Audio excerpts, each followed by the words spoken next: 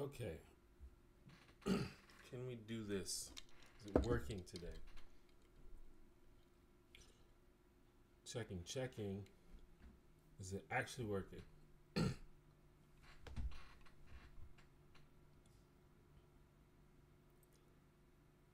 Hello. Hello. Check.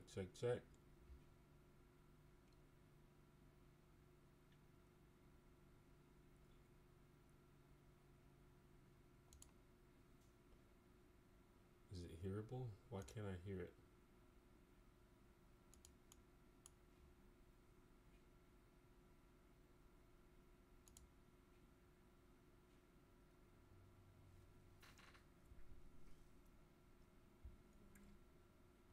Hello?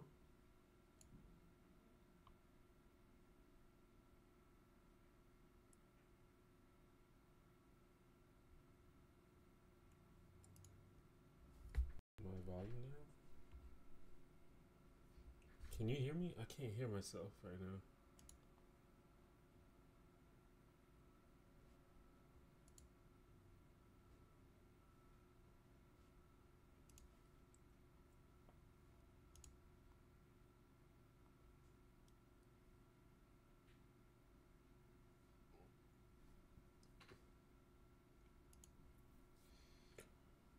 So I can be heard right now?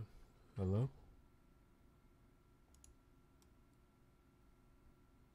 Okay. Interesting.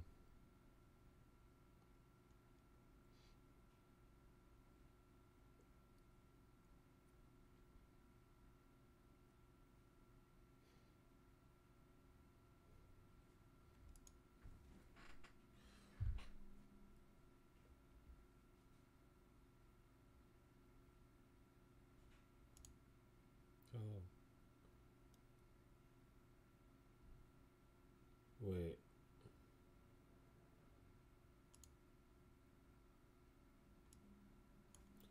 What's up, y'all? I don't know, it's like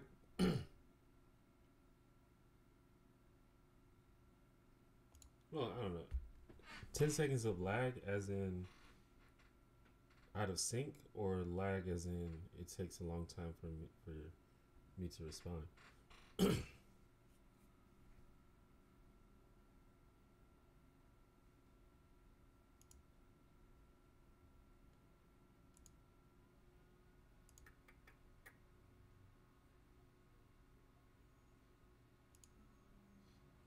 Okay, well, as long as people can see and hear me, I guess that's the whole point. It's just weird because like I can't hear it. Like, you know, when I unmute the video, I can't hear it, and even like it's not showing that it's picking up on my computer. It's showing that it's picking up on the stream. So whatever. If there's a problem, you guys let me know. I'm not gonna worry about it because I've been having so much trouble trying to stream because fucking Spectrum is garbage and my internet like barely works half the time. Yeah, well, text it if it's 10 seconds of lag, that's actually pretty good. I'm not sure how. I mean, we probably have the technology to make it like fairly instantaneous, but 10 seconds is pretty good. Anyway, so how's everyone doing today? I'm streaming today. I tried to stream yesterday, but my internet wouldn't let me. It kind of sucks because the thing about internet is like you need your upload speed to be good in order to stream and also to like upload stuff. But the thing is, most normal like users of computers aren't uploading stuff all the time, so they don't really notice when their upload speed is slow. But when you try to stream and you don't have upload speed, it just literally doesn't work. So yesterday my download speed was fine. It was like maxed out, but the upload speed was just randomly not working. So like my upload speed was like 0.4, what is it, megabits per second or whatever it's measured in. I'm supposed to have like 10, basically.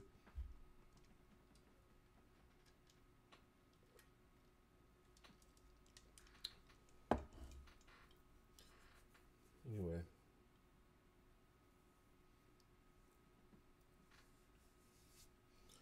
Well, yeah, I mean, I think people that are familiar with the stream don't expect the questions to be responded to instantaneously. That's usually not how it's going to be anyway. So if you ask a question, you probably want to give it a couple minutes before it's answered. Not only because of the delay, but because there's other people in the chat asking questions. And sometimes it takes a while to respond to things.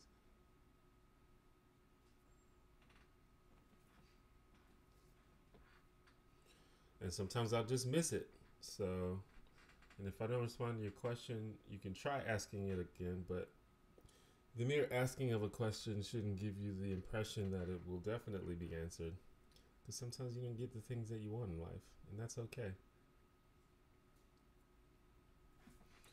So let me alert the social media that I'm live.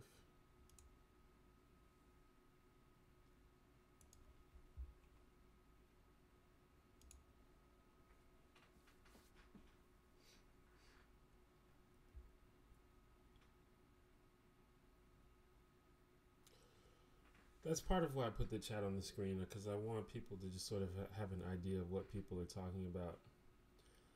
And also because I often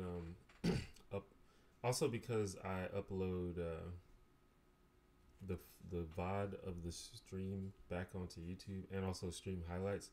So I want people to have the context of what I'm talking about when if they decide to go back and watch it.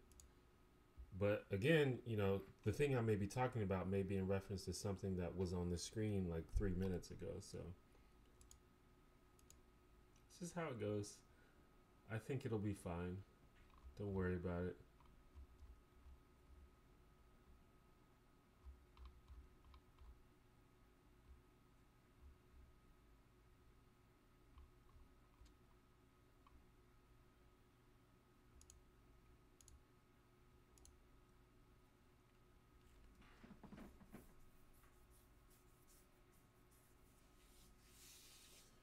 When are we gonna hang out? I'm waiting on you, Casey.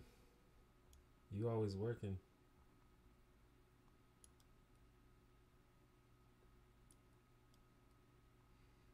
I don't do a whole lot these days. Like, I'm like super broke, so I like rarely leave my house these days. If I do go somewhere, it's just like I go over to a friend's house and like drink some beers and watch fucking South Park. Like, I don't really do much. I mean, I go out every now and then, but it's just too expensive. Am I keeping up with J20 trials? No. I don't know if I know what that is.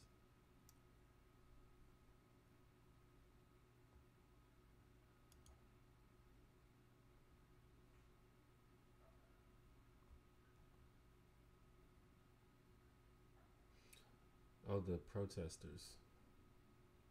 Yeah, I haven't kept up with that. I'll have to read up on that.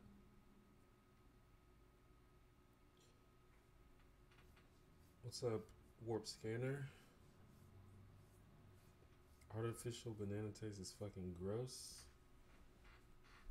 It's not my favorite. I don't know if it's like, I mean, I'll eat it, I guess.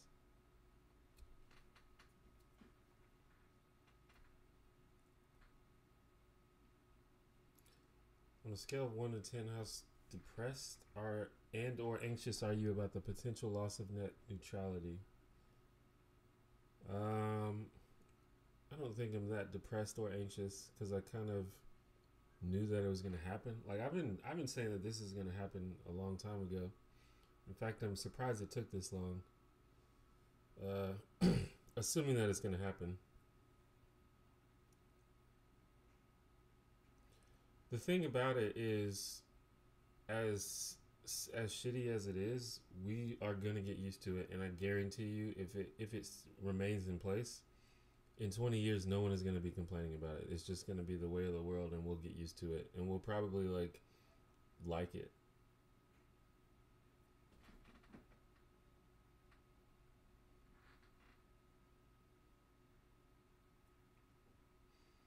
Have you looked at how your business/career is going to be impacted by the tax bill?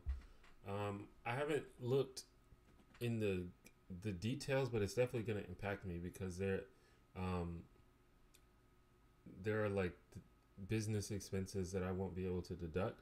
So like I'm pretty much it would I need to basically form a company, which I probably should have done already since I'm like a self-employed person and I like have all this stuff I need to like organize. And it's like self-employment taxes are already like really high if you're not like for an individual like a sole proprietor. Um, but this is like 2016 was basically the first year that I actually made a actual real like income as a self-employed person.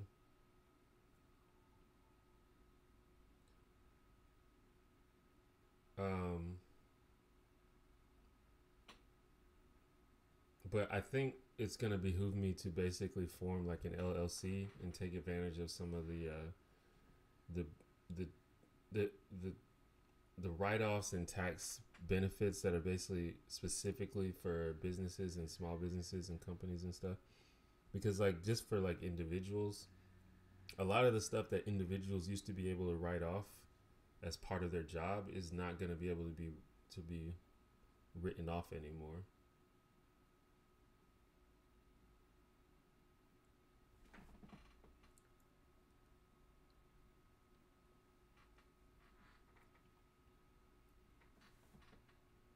You won't ever like a non-neutral internet. I doubt that.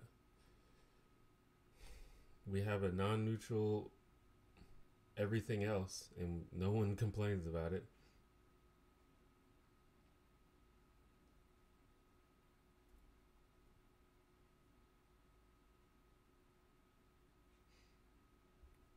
But it's definitely a transfer of tax burden from the rich to the poor or to the middle class. Like that, I think it's pretty clear that that's what's happening.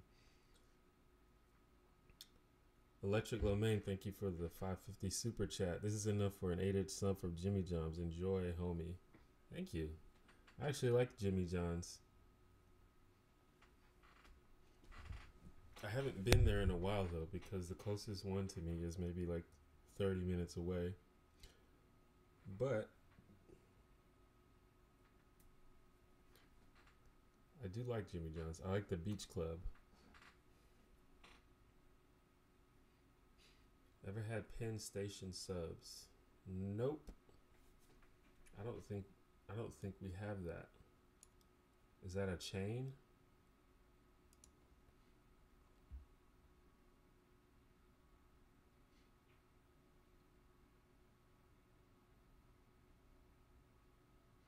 Yeah, I don't think we have that in Alabama. According to Google, the closest ones are in Tennessee and Atlanta.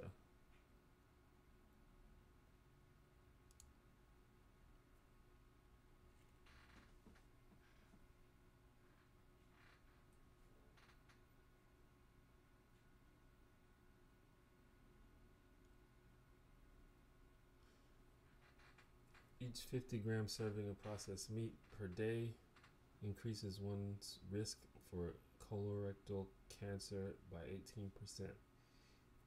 I remember reading about like processed and cured meats and cancer.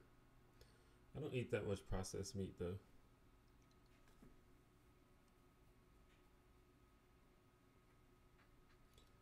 But I don't think that you just increase by 18%. Like, I don't think that wording is right because that would mean that if you ate six 50-gram servings of processed meat, that means you would 100%, your risk of cancer would be 100%.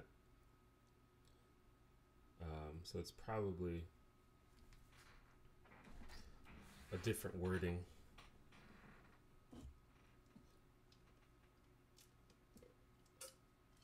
Yeah, I haven't been to haven't been to Farm Burger yet. Everybody is raving about it. I need to go. I've actually never been to Five Guys either.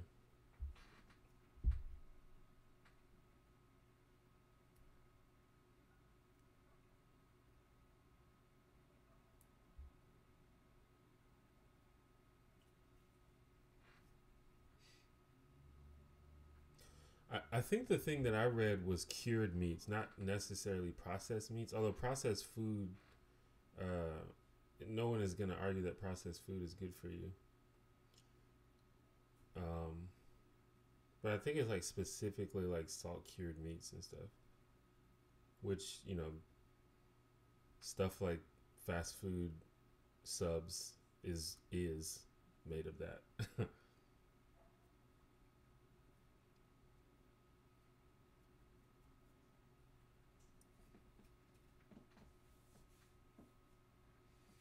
Never been into In and Out either. In and Out is one of those things that now everyone used to rave about it, but now everyone is saying that it's overrated because I guess it's one of those things that became so popular that it like crossed over into the realm of now everyone wants to be a nonconformist, so everyone says it's overrated.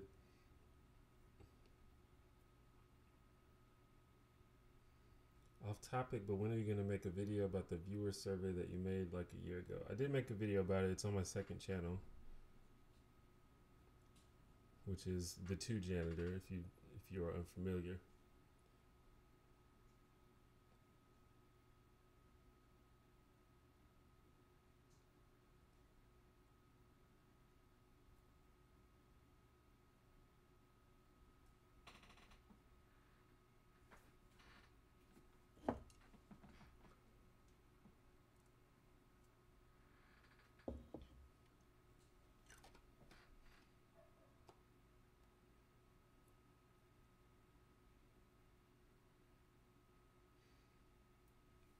It's hard for me to imagine that any fast food burger is like amazing.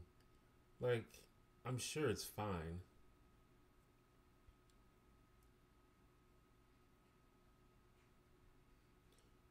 but it's fast food. Like, I don't know. So wedding cakes and gay frogs. It's interesting how the titles always kind of confuse everybody. It's fun for me. Anyway, if you don't know, my patrons get to decide the titles of my live streams, and I told them that they can make it whatever they want, as ridiculous or random as they want it to be. But I think that the current title is a reference. This title was suggested right after I made my video about the gay wedding cakes, or I don't know. That's kind of a weird term, but the guy who refused to make the cake for the gay couple. So I think that's it's a combination reference to that and to Alex Jones, popular conspiracy theorist, who once made a famous comment about chemicals in the water that are turning the frogs gay.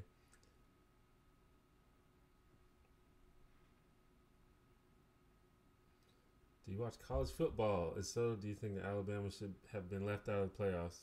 Well, I'm probably biased because I'm an Alabama fan. But I don't think that they should have been left out of the playoffs. I mean, if the point of the playoffs is to have the four best teams in the country, then I don't know how you can argue that Alabama doesn't deserve to be there. But a lot of people say that it's not about the four best teams. It's about, who has proved themselves most recently, things like that. Roy Moore is probably going to win, but we're going to try our best. It's close. It's closer than it has ever been. Not ever, but it's closer than the Democrat is closer to winning than they have been in a long time. So we're going to try because it's really close.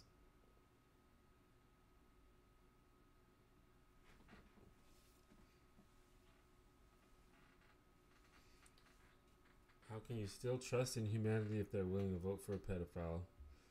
Well, humanity has done a lot of crazy, stupid stuff throughout the years. This is just another one of those things. But that just shows you how deep, political partisanship goes. People are that devoted to their party and that opposed to the other party. That is just, like morals and principles just don't matter.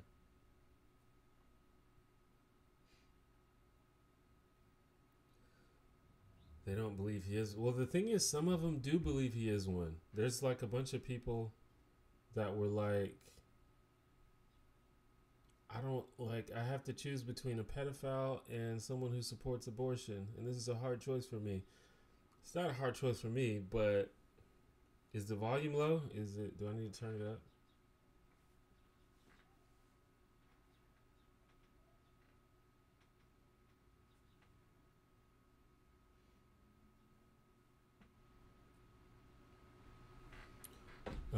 Is that better? Is it any better? I can't hear myself, so I don't know.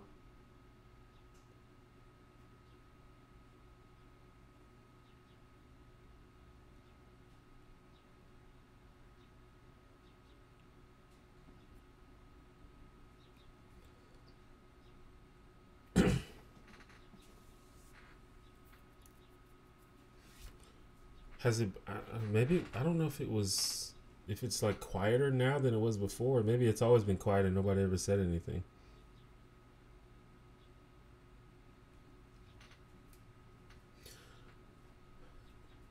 But as we're learning, there are lots of people in power, including political power, who have done a lot of fucked up things, including sexual harassment and harassment of children and stuff. So it's like, what do you do, man? We just got to get better at electing people. But it's all a system. It's all like it's a game. You know, the political parties sort of, they basically tell people what to believe and they tell people what they should think is important. And over time we begin to believe like, oh, this is what should be important to me. And then they bring forth candidates who say those things. It's like, oh, well, I got to support this guy. And it's a cycle. So we're just like, really, it's hard to get better candidates. And also, I feel like you might have to be somewhat of a sociopath to begin with to be a successful politician. So, maybe the idea of a good political candidate is like an oxymoron.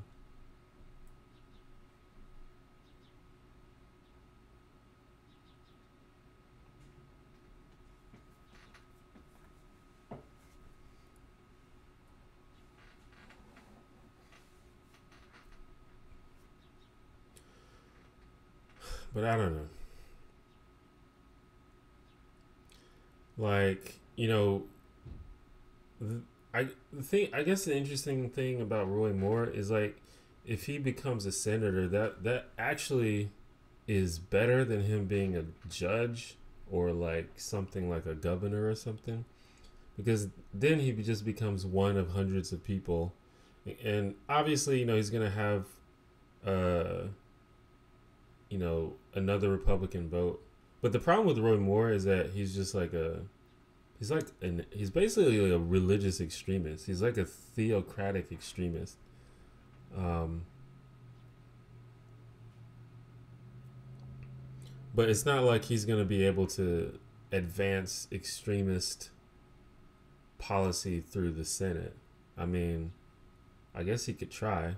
Honestly, honestly, he probably could. So we'll see. What's up, mad scientist assistant?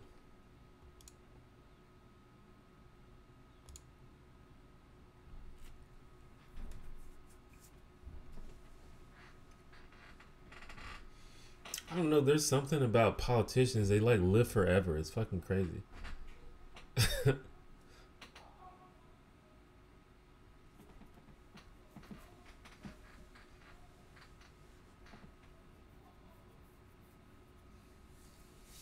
But I don't know. Our government is just like it's like a joke. It's like hard to even be hopeful because our government is crazy. You know, they just passed a tax bill that nobody read. Like what the hell?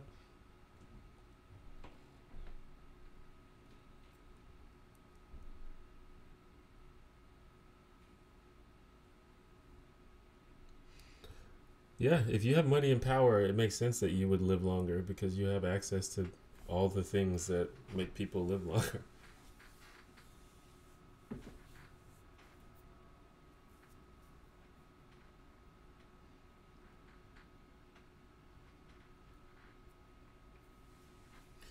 Lizard theory confirmed, indeed.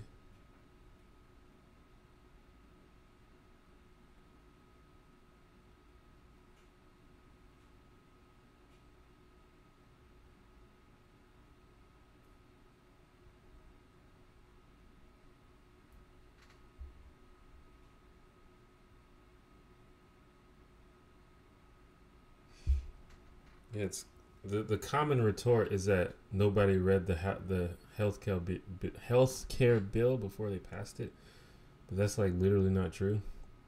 And that's another thing. Like, that's like part of the whole Republican thing is they just like they advance um they advance these narratives that are just made up, and people believe them.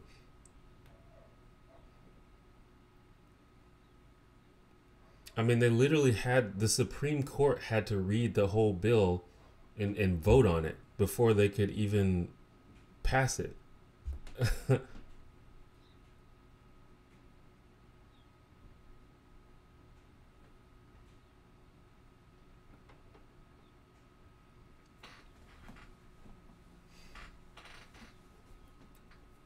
Honestly, like it's definitely important to do more than just read the news and watch politics. I think it's important to stay informed about what's going on, but if that's all you do, you're just gonna be a really sad person.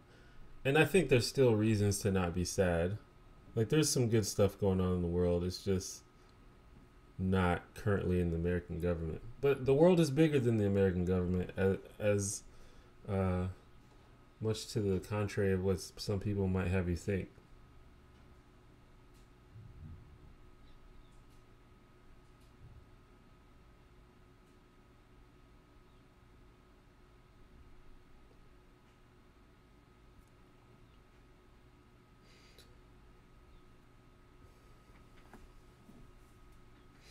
Yeah, I don't know. I don't know what the deal with Assange is and WikiLeaks. Like, but it's obvious. Like WikiLeaks published the whole thing about George Bush a few years ago, so it's hard to imagine that it's like, oh, they just, you know, they have this political preference, but they are pretty sketchy, and I'm not really sure. Like they're really opportunistic about what they're doing, and I'm like, it's hard for me to really think think about what's going on. But yeah, I was actually thinking about this recently. Like I saw like a commercial for a stand up special, and I was like, that looks pretty funny. And I just remember like I haven't watched stand up in a long time. I used to watch stand up comedy a lot. Like stand up is I love stand up comedy, but it's like all I watch now is like news and like political YouTubers, and like all I'm reading online is like news articles. It's like I need to chill out before I become just like a bitter person. I need to do more things that I enjoy.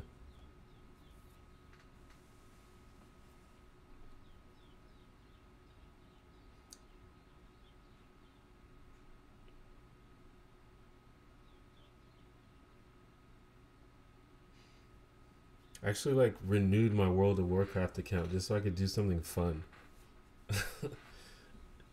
And that's fun in quotation marks, especially when you're talking about a game like that. But I've been enjoying it.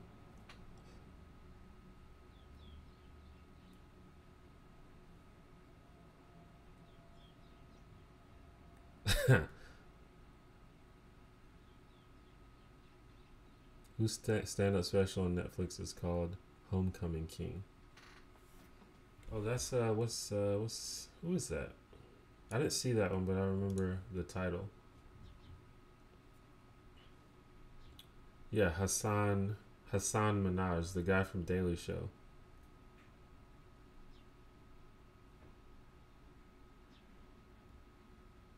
I've seen a bunch of interviews with him. He's pretty cool.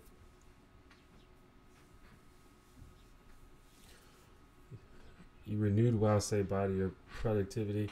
Yeah, I have to make sure that I keep track of that because I've actually been pretty productive lately.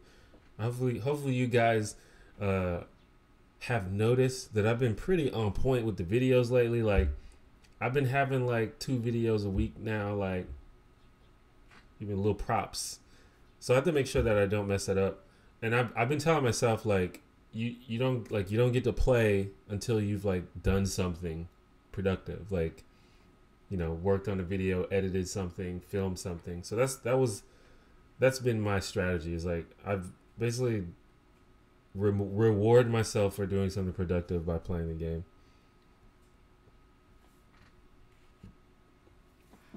What is your view of Contra's latest threads, and also on how to navigate relationships with your audience? Uh, well, ContraPoints and I are sort of in different positions. Um, Contra has basically decided. Well, the thing with ContraPoints is she decided that she was going to be super personal with her audience and like open up her basically her whole life and her like personal aspects of her life to her audience, including like literally transitioning, like her, coming out as transgender and all that, which is like among the most personal things possible. And I think because of that, people, and has been covered in some of the threads on Twitter. So if you've seen that, this may not be new to you. But because of that personal connection, people begin to see her as, like their friend or their confidant or their mentor and things like that. And when you get in a position like that with people you don't know in internet land, it's like really tricky situation to be in because, if you slip up, then these people that are emotionally invested in you are gonna be, they're gonna be like really upset if you do something that they don't like or whatever. So I don't particularly have that problem. Like every now and then I say something that like makes people mad, but I never really have been that personal online. I mean, every now and then I'll like let people in, but I feel like people are less emotionally invested in me than someone like Contra and other people. So it's like a different situation for me. But there's a double-edged sword because I think that those of you that are familiar with ContraPoints know that she like blew up on YouTube really really fast. Like basically within a year, she went from like 0 to she's like 60,000-70,000 subscribers now, and she's she gets like 20,000 views a day and stuff like that. Every one of her videos gets now like 100,000 of views. So she blew up really quickly, and I think a big part of that is because of that connection that she had with her audience. So it's a double-edged sword. With me, like what I've decided is, I don't want people to look at me like some kind of hero or expert or anything like that. My videos have always been designed to be a conversation starter and not really like some kind of, this is what you should think type stuff. So because of that, I'm gonna just continue to do and say what I feel like. And my reaction is if someone hates what I say so much that they're gonna be like literally emotionally mad, I just can't deal with that. Like I can't. That's not my problem. That's your problem. And if it causes me, what I've always said is if I make so many people mad that it causes me to like stop making money or like not be able to do this, then it just wasn't meant to be. I feel like that's kind of unlikely.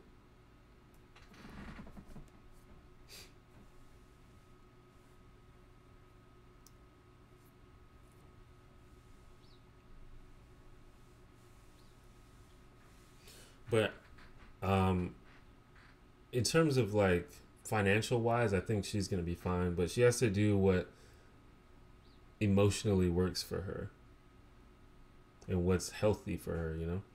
You don't want to like be upset and anxious every time you get online. And that's one thing that I've had to really focus.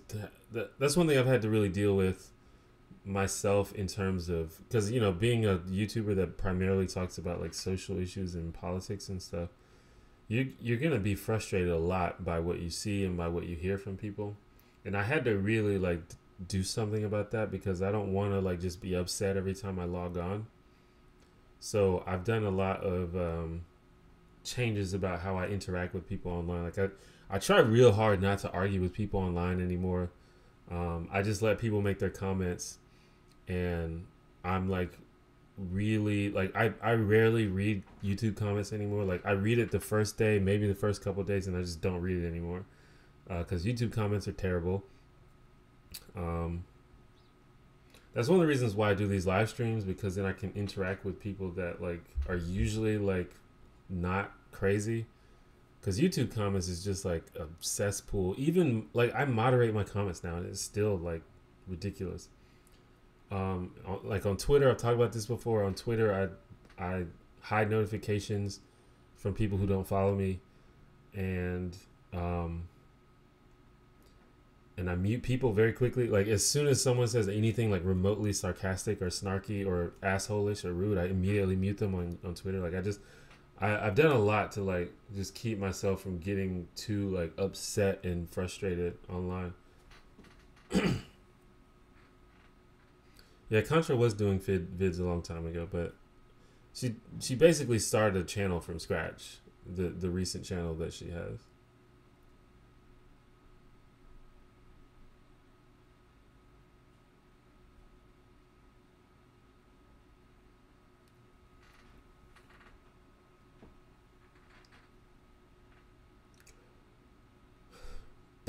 So, what kind of responses, if any, did you get from women to your own thread yesterday? I guess you're talking about the thread that I made about men not being creepy to women. I think I got mostly, I pretty much got mostly positive comments and agreement. I had a couple people that were kind of talking about sort of a tangentially related thing where women are often as sexual as men are, but as I said in that thread, like women are punished for being sexual far more often than men are.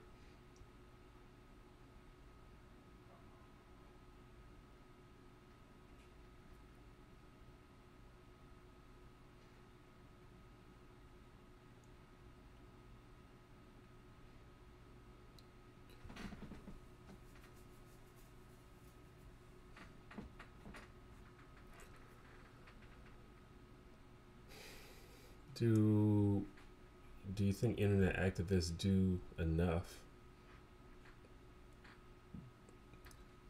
I don't know. I feel like that's a malformed question, because there's never enough until the problem is solved. Sometimes activists do things inefficiently, and sometimes they do things that are very effective. It just kind of depends case by case basis.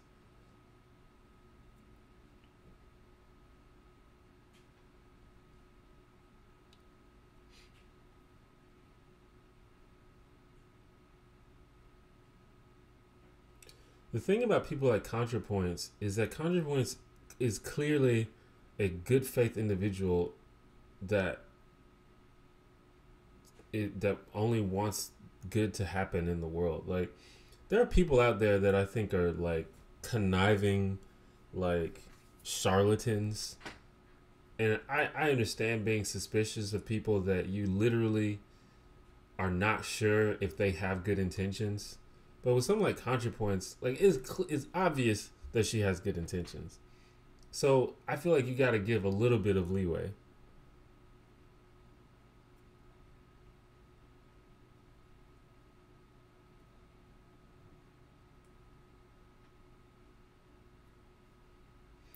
I'm not saying that no one has responsibility for their actions, but you can't just treat people that are good people as if they're not good people. Like, that's not useful. I lost the internet for a second. I missed what you said about CK. I don't think I said anything about Louis CK, did I? I don't remember. I missed a lot of the questions because I was talking so much. So I'm not really sure the context of the conversation. Do you think the reason Contra got such a strong reaction is because such a large portion of the YouTube audience is like 15-year-olds? I feel like the backlash is childish because a lot of them are actual children. Well, yeah, not even just 15, but just young in general. Like, honestly, this is probably going to be offensive to most of you, but I feel like if you're under like 24, you like don't know anything.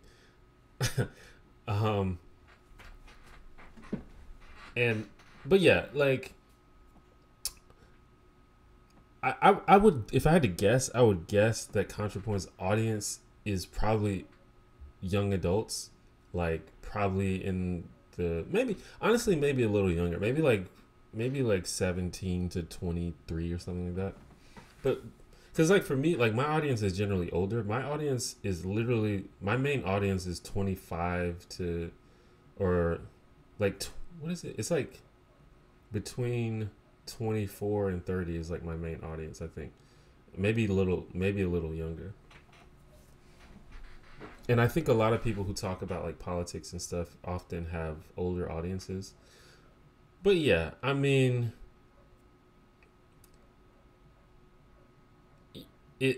anybody who is older, like anyone who's in their 30s or 40s, basically 100% of them, 99% of them would say, when I was 20, I was an idiot that didn't know anything. Like 99% of them would say that. So, there's that aspect. I don't think it's fair to just write off anything that someone says just because of their age. But a lot of times you can tell that someone's reaction to something is because of their limited perspective on how the world works. Like that's why there's so many teenagers who are like, I'm a nihilist, or like, you know, so many teenagers who are like, fucking, I'm a radical anarchist, like shit like that. Because when you think that like extreme positions like that are reasonable, the only way you can think that is if you have a limited perspective of how the world actually works.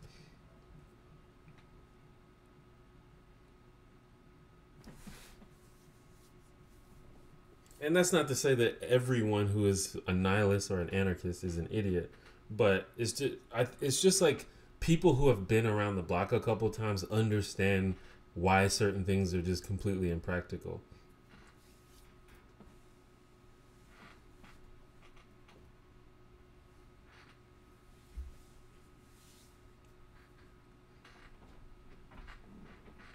So a lot of times,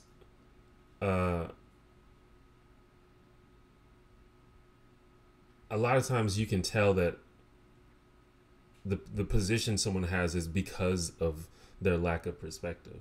They just don't know enough about how people are and how the world is, and that's why they feel like that.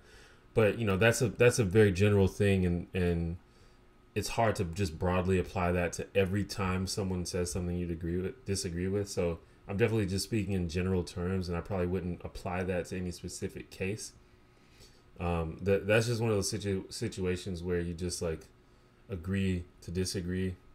Like, you know, like just recently on Twitter, I don't know if you guys follow me on Twitter, but I just made a couple tweets about disagreeing with people who you're friends with. And I did this in response to a person who was talking about ContraPoints, actually, and talking about how people who are your political allies aren't necessarily your friends, and vice versa. You can be friends with people who you disagree with politically. And, you know, a lot of people literally got mad. People are like, no, you can't, your friends need to be your political allies, and I'm not gonna be friends with Republicans because they're trying to take my rights and stuff. And to me, that's just like that just reflects a lack of perspective about how the world works. Like it's just not practical. You can't just be like I'm not if I disagree with someone on a political issue, I can't be friends with them. That's crazy.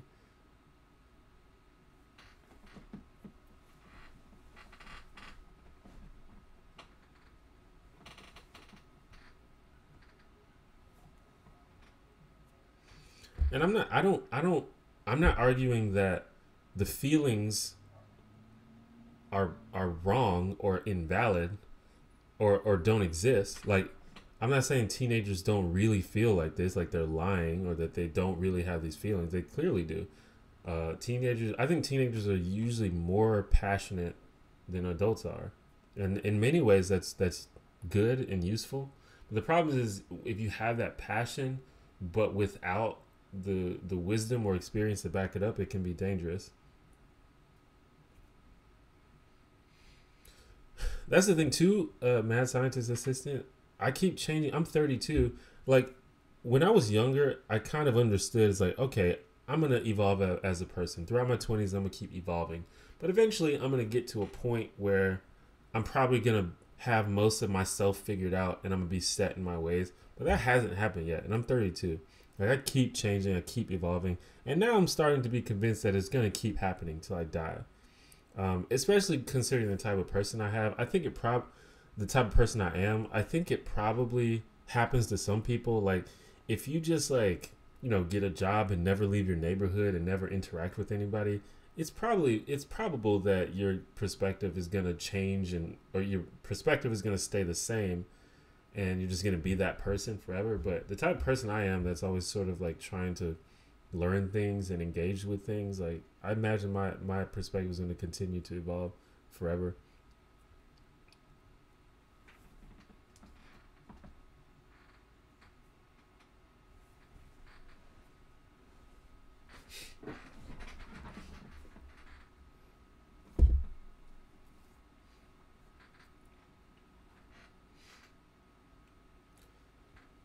So yeah, I mean it. I think that the age thing is a part of it.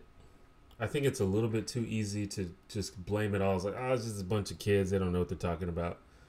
But I do think it's a part of it. And it happens even outside of like politics. It happens with people like PewDiePie or like, Hannah Hart. Like they have like these, like really dedicated teenage fans.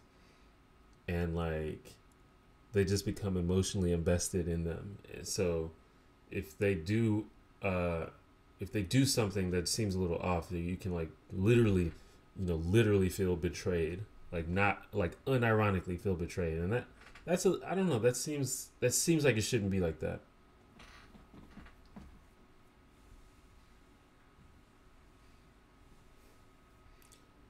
What are your terminal values? Are you asking me like your absolute core principles, things you believe intrinsically?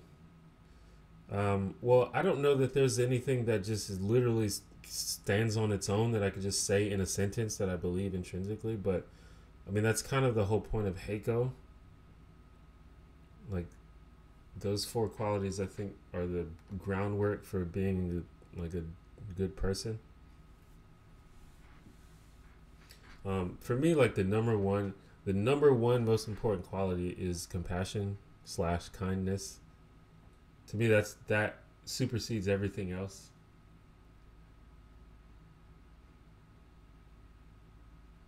In most cases, if I have to choose between compassion and another thing, I probably choose compassion.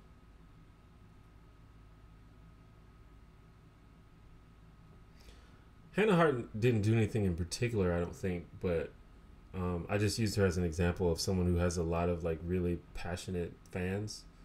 I, there have probably been situations where she just said something a bit controversial on Tumblr or something, but there's no specific example I was thinking of.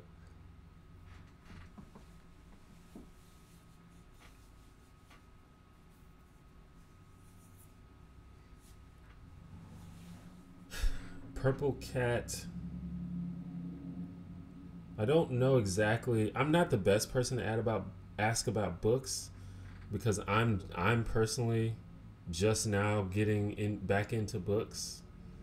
Um, Personally, I've been reading a lot of like motivational self help, not necessarily self help, but like motivational and like entrepreneurship type books. So I've been reading like uh, I'm I'm currently about to start reading Gary Vaynerchuk's books. I think he has like four of them or something like that, five. Um, I read a Ramit Sethi book about basically about financial uh,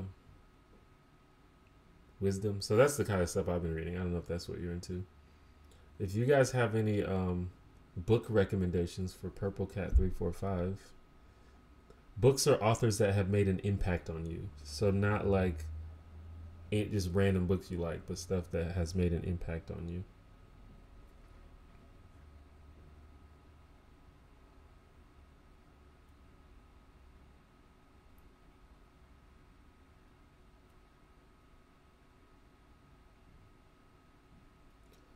Do you think of compassion in terms of individual actions of inherent moral value, or do you see compassion as striving to minimize harm?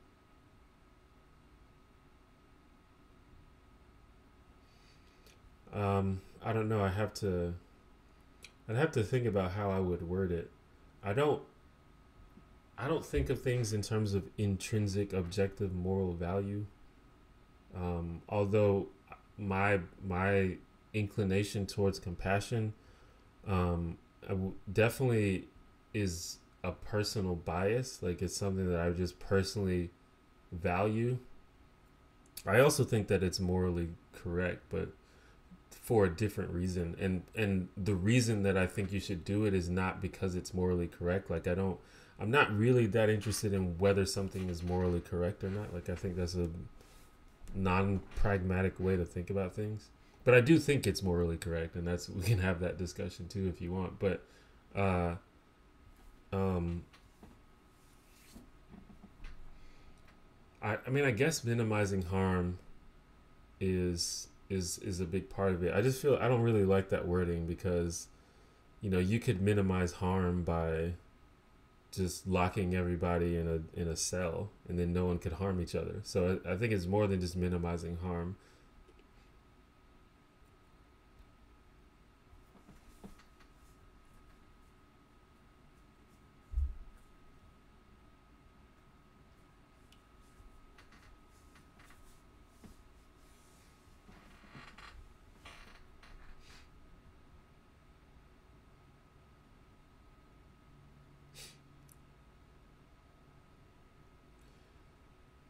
Here to show that support, miss your Twitch streams. Well, thanks for showing up. I keep saying I'm gonna go back on Twitch, but I don't know. I think one of the reasons I don't go back on Twitch is because people don't watch. And I know I'm kind of in a spoiled position because most people who stream on Twitch don't get any viewers. But it's like, I know if I stream on YouTube, then people will watch. So, like, I just stream on YouTube.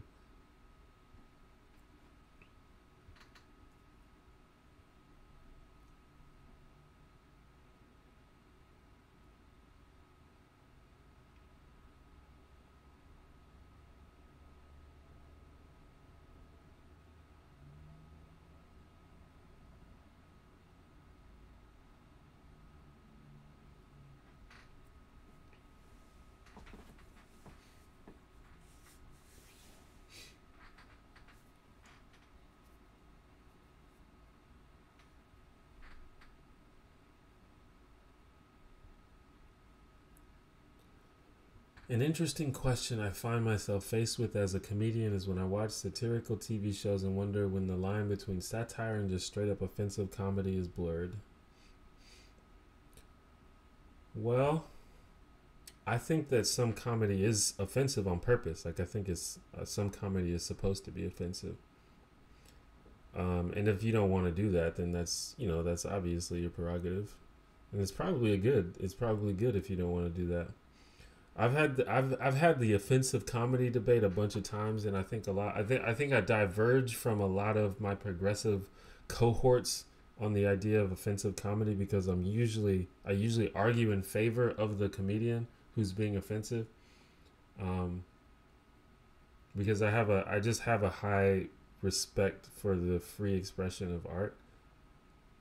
Um, but obviously, there's personal responsibility, and you should consider the effect that you're having on people.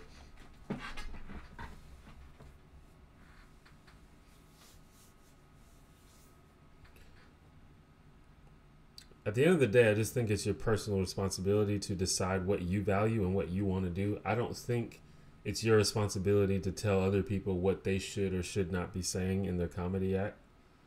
Um, you can say, "Hey, I'm not a fan. I'm not gonna watch that." You can even say, "Hey, I'm not a fan. I'm gonna write an article about why I didn't like this." But I don't think you should be like, "Hey, I'm not a fan. Also, you're a bad person because you did that. Also, you shouldn't be allowed to do that, etc." I think that's where it starts to cross the line.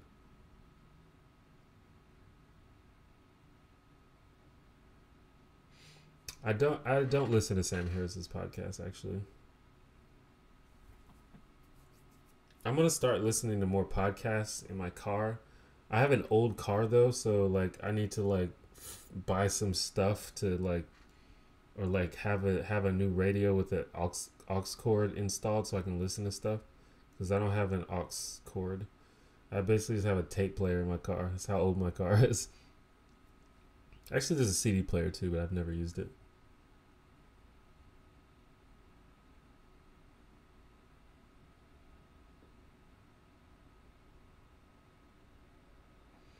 I don't really I don't think about it in terms of punching up and punching down. You can say, "Hey, the comedy that I like is comedy that doesn't punch down." That's fine. But like I said, when you start telling people that they're not allowed to make comedy that punches down, like that's to me that is crossing the line. Because the point of comedy is to make people laugh. That's it. That's all it is. The point of comedy is not to change the world or to make people happy or to uh, express uh, wisdom. The whole point is to make people laugh. And if by punching down you make people laugh, then you have achieved your goal.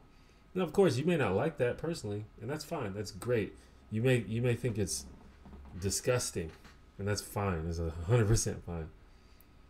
But when you start getting into trying to present yourself as the moral authority and or even the police of what people can say, that's when I start having a problem.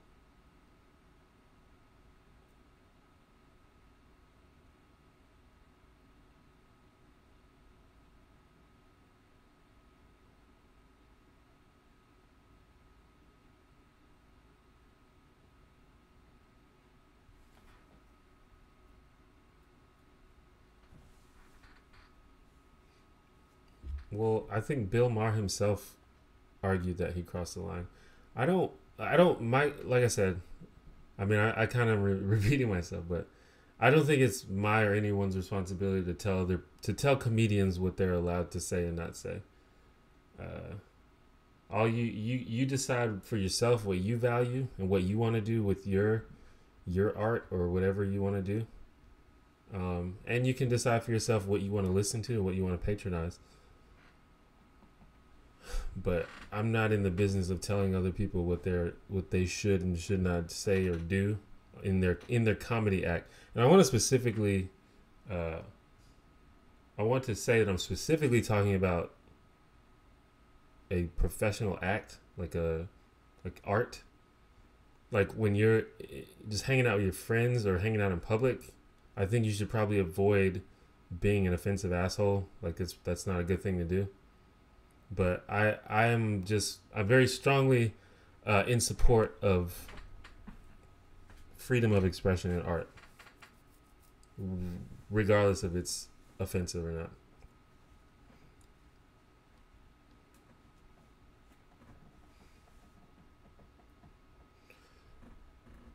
Hello, Marina.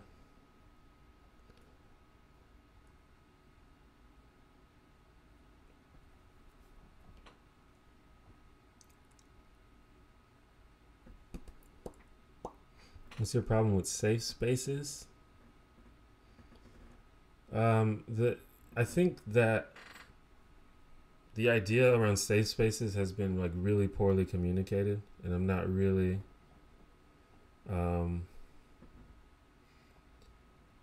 think we get into this situation, and I've gotten myself into it also, where we sort of conflate the general idea of something with, what screaming people on Twitter are saying. And I think that's happened with safe spaces. But I do think, I have heard some individual studies, but I think some individual cases of people like demanding a safe space, like if someone comes to their college or something that's saying something they don't like, then they demand that they have a safe space to go to. Like, you hear stuff like that, but my guess is that that's not like generally what is meant by safe space. So I think, and that's a problem with like these buzzwords sometimes too, is people have different ideas of what they're talking about when you say something.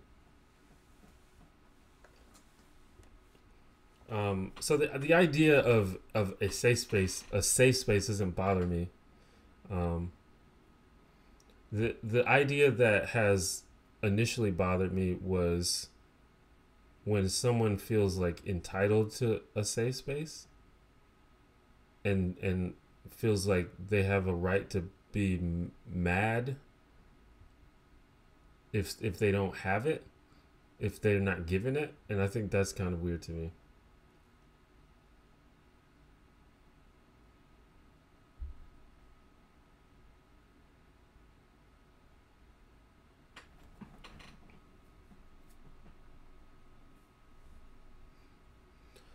Yeah, whether you should be allowed to do something is different than whether you should do it, for sure. But I think art has nothing to do with whether you should or should not do it. I don't think that comes into play with art. You just do it. Artists just make art. It doesn't matter if they should or shouldn't. I think it's incoherent to argue whether they should or shouldn't. That's not the point of art. Art is just what you do. But also art is different from just from normal life and what you do in your normal life.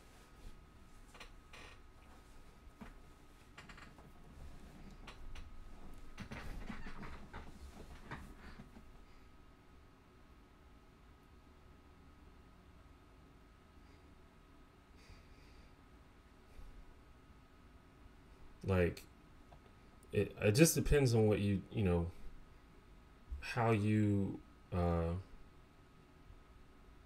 think you decide for yourself, and then you deal with the reaction. That's how it works. Like, I don't know. Like, for example, in my videos, I try very hard not to use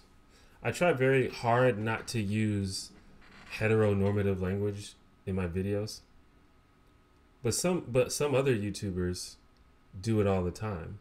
And that, some other YouTubers who I know are pro LGBT, for example, still use heteronormative language in their videos. And they've just decided that that's how they're going to go about it. And I don't think it's up to me to say, hey, you should fix that. Like, you're doing it wrong. It's like, no, that's just how they've decided to do it, and that's how, and they'll deal with the reactions if they get that. I've decided to do it a different way, and I've probably slipped up on that. I try hard not to, but I probably slipped up every now and then. And obviously that's a different example than like sexist jokes, but I mean, I think it's a similar context.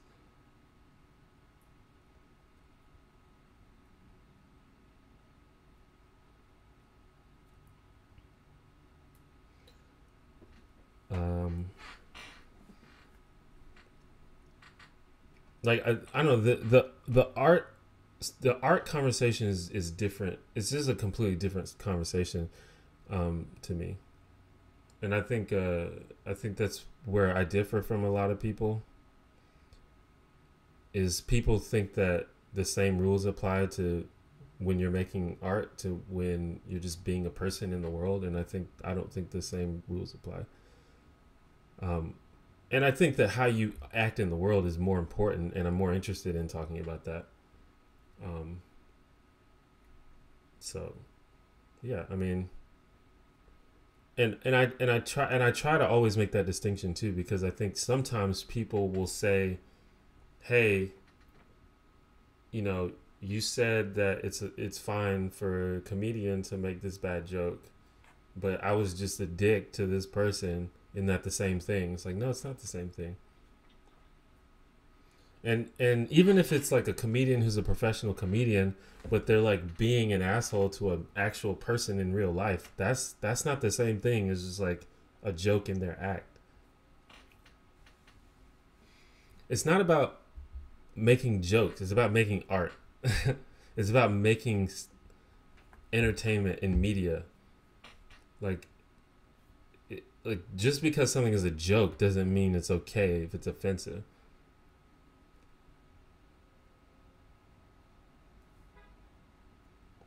Anyway, I think I'm going too far on this subject. I think I'm talking too much about it. I think people understand where I'm coming from.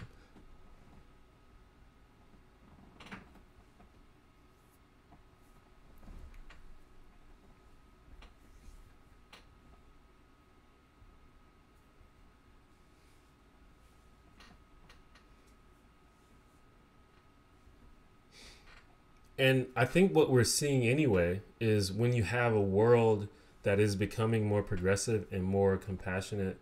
Well, I don't know if that's the right way to say it, but a world that becomes more progressive over time and a world that becomes more inclusive over time, you'll see the art reflect that. And we're seeing that in stand-up comedy as well, in comedy in general. Like, we're seeing comedians, by and large, make the decision, hey, like maybe I shouldn't make certain types of jokes. There's still people out there that are, that go out of their way to be offensive. Um, but I think you see the art start to reflect the culture.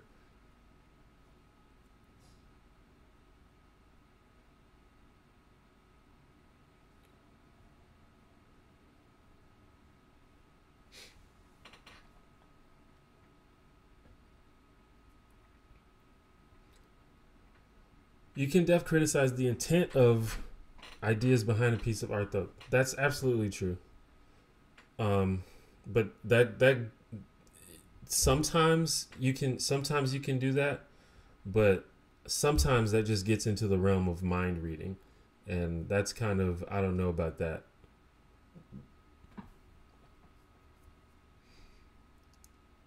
But it may turn out that the comedian that's always making jokes about being masturbating and being a sexual harasser actually does that. So, you know, uh, that there is often intent behind jokes. I don't discount that for sure. But I think that in general, comedians, their goal is to make you laugh. I think like, I think that's their primary goal, is to make you laugh. I don't think that their primary goal is to make you believe in some idea that they believe in. Sometimes it is, and sometimes that's like a secondary goal. But I think the primary goal is just to make you laugh, and they'll do anything to achieve that goal. But like I said, the art is starting to reflect the culture. So I think comedians are starting to just think a little more, which is good. You should always think about what you're doing. Just like I said, I think about the way I use language in my videos. Um, so I don't know.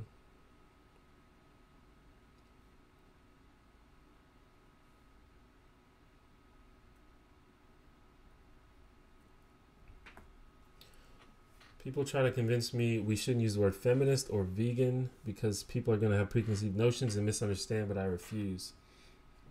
Yeah, I mean, that's fair. I feel like it's a problem when people sort of like assume things about you because of the label that you use. Like that, you obviously shouldn't do that. But I also think it's practical disassociate yourself from a label because you just don't want to deal with all of the baggage. So I think it's just up to you to decide. Like, there's, I don't refer to myself as a feminist, and I think that part of it is because of the baggage, but also I just don't really feel like I'm that active in feminism, so it seems weird to call myself a feminist. But I think if I'm being honest, probably part of it is because of the baggage, which may seem cowardly, but you gotta do what you feel's best. But also, like, there's like I refer to myself as an atheist, and I think the word atheist has less baggage than it did before. But there's a lot of people that have preconceived notions about what it means to be an atheist. So some labels, I've decided I can deal with, and some others. So it just depends.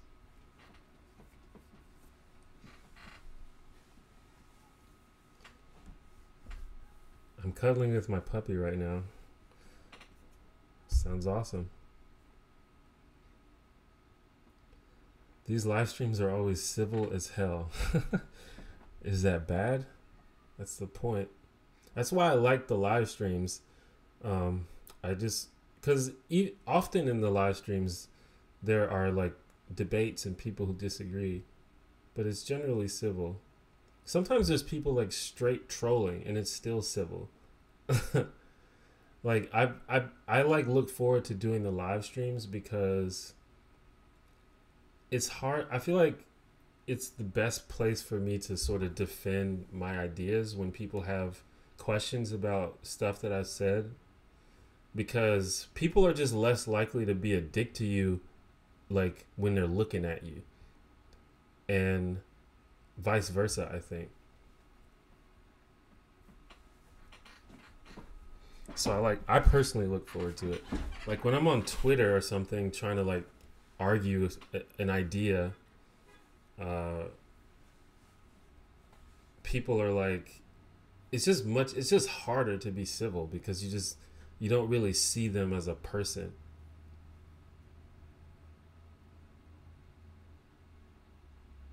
Isn't a civil troll an oxymoron? Not necessarily. The trolls they're getting clever. Like a concerned troll is usually really, really civil. That's like how they get you, is by being civil. Like, are you familiar with sea lioning?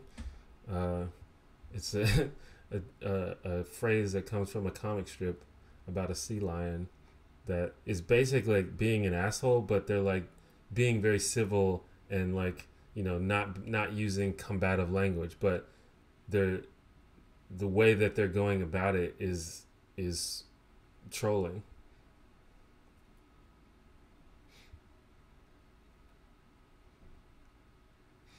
I mean, I don't think that anybody would even bat an eye if I started calling myself a feminist. But it's just, I don't know. Like a lot of anti-feminists call me a feminist. That honestly, that's how I know when like a shitlord on YouTube doesn't know anything about me or my videos or my positions, is when they refer to me as a feminist or a male feminist, and which has happened many times. Like it would be like, hey, this is a response video. The T1J is male feminist. It's like, okay, you've never watched my videos before, apparently, because I have never called myself a feminist ever on YouTube or social media.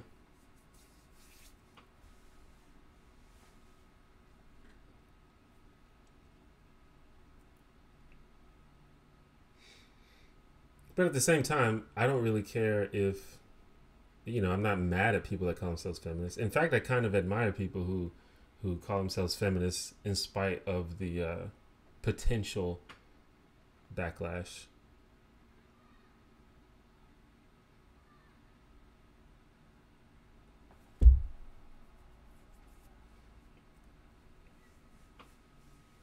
There was one video. I think it was a Ranting Monkey. No, where was it? Yeah, I think it was Ranting Monkey made a video about me, and it was like the beginning of the video was like T1J is this. He's this, he's your typical male feminist who's ashamed to be a man or some shit like that. It's like, what the fuck are you talking about, dude?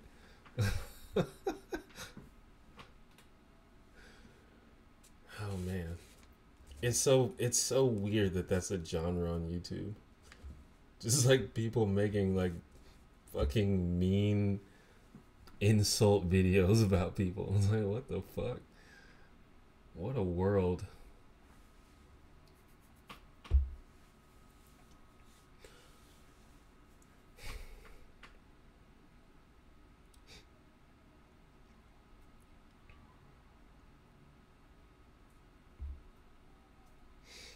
How long have I been streaming? Hour 15. Not bad.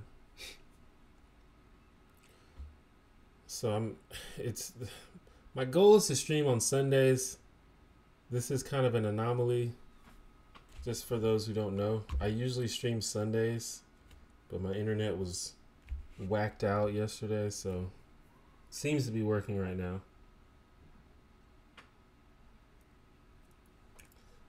Can't wait to ascend to a level of human existence where I can see people being straight up idiotic and not take it personal. Well, here's the thing. It's natural to have a negative reaction to shitty behavior. Like, that's normal. Like, you should. That shows that your brain's functioning correctly. The problem is when that's all we expose ourselves to. Like, there's always going to be bad things and there's always going to be shitty people. That's just the world. But there's a lot of good stuff in the world as well. And there's a lot of good people in the world as well. So you need to temper your experiences with negative people by hanging out with people you like and interacting with people you like. And also, just because bad things happen doesn't mean you need to expose yourself to them. I think that a big part of being happy in life is learning how to remove yourself from environments that bring you down.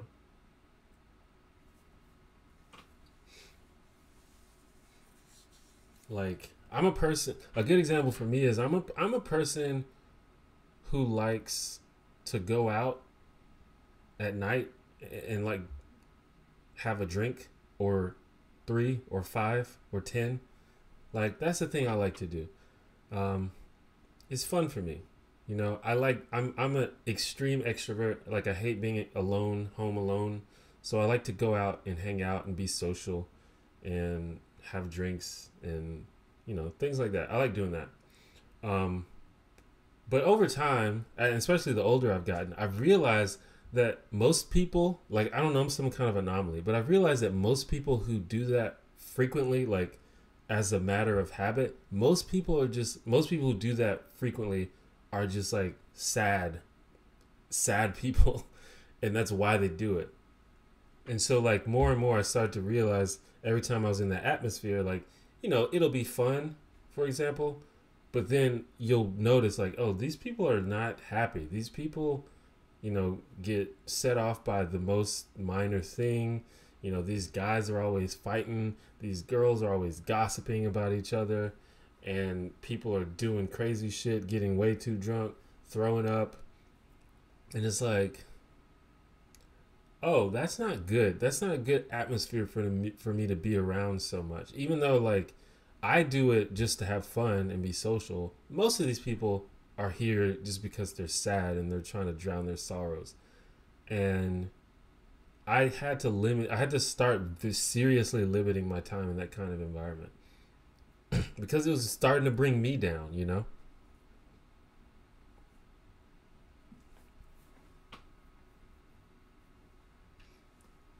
And that was my primary social activity. So it was like I was exposing myself to that a lot. But I had to just slow it down. And there's like some places that I just don't go anymore because it's just, filled with unhappy people that have nothing good to do or say. How many drinks can you have before throwing up? Kind of depends on what kind of drink it is. but I can drink a lot, and usually be fine. But the thing about alcohol is it depends on a lot of factors. Like it depends on how much you've eaten, how hydrated you are. I think even like your stress levels and stuff can affect it. And it depends on the amount of time as well. Like if you have 10 shots in an hour, probably you're gonna throw up, or at least I'm definitely gonna throw up. But if you have 10 shots over 10 hours, you'll probably be fine. So what I do is I pace myself. I drink really, really slowly. Cause I'm at an age now where I just can't be fucking getting wasted. Like it's just not a good thing to do. It doesn't even feel that good anymore. Uh, and if you're wasted, you're like probably gonna do something stupid or say a bunch of stupid shit, and then you might get sick. And then if you're my age, you're definitely gonna have a hangover, and I just can't be dealing with all that shit. So I like definitely pace myself every time I drink. So, you know, I'll drink like just like Saturday night. I went over to my friend's house. Well, Saturday the whole day. We just watched. I went over to a friend's house and we just watched football all day. And I mean I probably had like 10 beers, but I was there for 8 hours. So 10 beers over 8 hours. 10 beers is a lot of beer, but over 8 hours is fine. You're not gonna be sober, but you're not gonna be wasted either, and you're not gonna you know be out of your mind, and you're probably not gonna have a hangover. So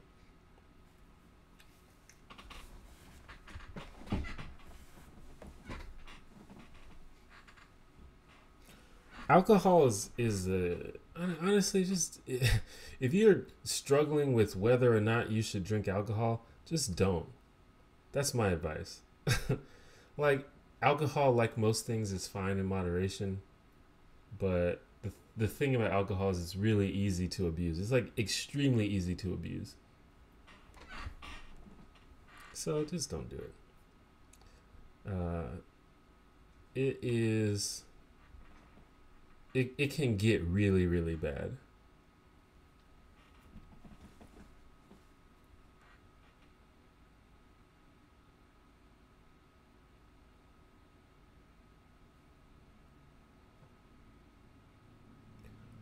Alcohol is supposed to be like crazy addictive.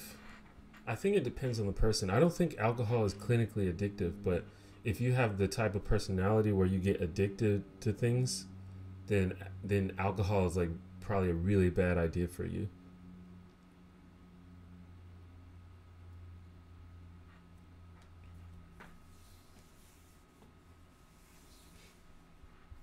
But I think the thing about alcohol is like when you're drinking alcohol, like once you've started drinking, then you want more to drink.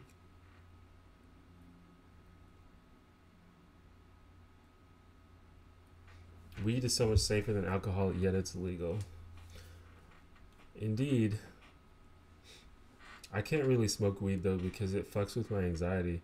It's interesting because for some people, marijuana helps with anxiety and other kinds of mental illnesses, but for me, it like really heightens my anxiety. So I'm like afraid to do it most of the time.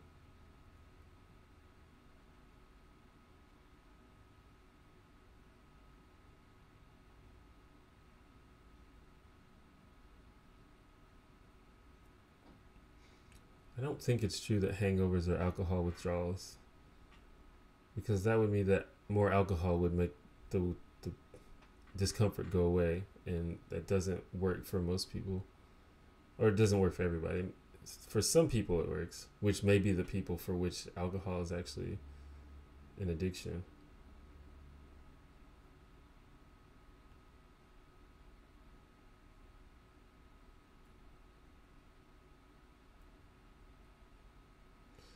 If I'm hungover and I drink more alcohol, I will almost certainly throw up. Like I can't even bring myself to do it. But uh I could be wrong, but I haven't smoked weed in a long time. I smoked a whole lot of weed in college, and then a little bit after college, and then I just kind of stopped. But the thing is, I drink a lot, and honestly, it would probably be better if I smoked instead of drank. So I don't know. But alcohol, I mean, but weed is like super illegal here, so it's almost like not worth it. I'm black. I can't be like getting caught with drugs.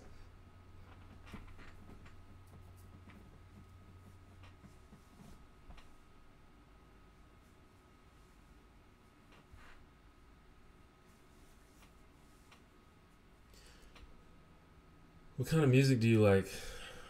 I don't know. Anything. I honestly don't keep up with music anymore. I'm like one of those old people that just doesn't know what's going on in the music industry.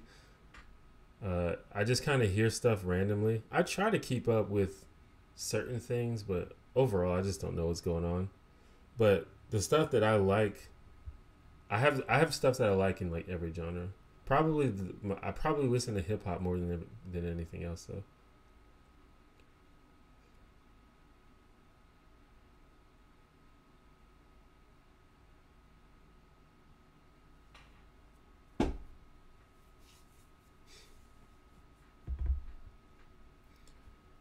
Some comedian made a joke about weed being legalized, but only for black people because it's already legal for white folk. I see what they did there.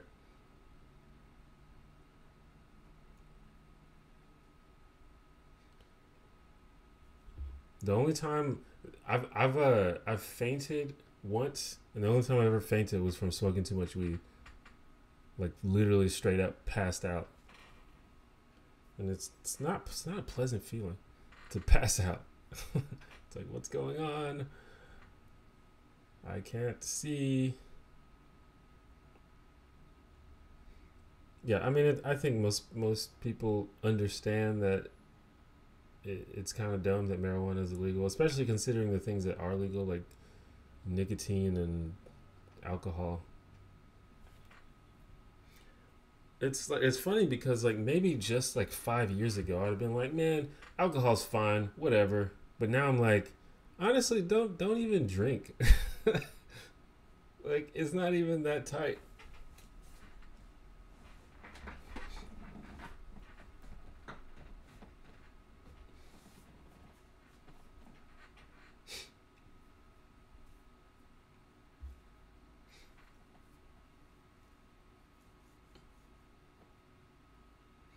What do you think of Dan Harmon?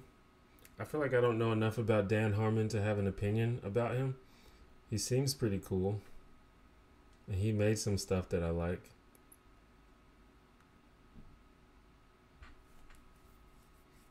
I've never eaten weed before. Uh, Everyone always says that edibles are just like super intense, and I've always been scared to do it.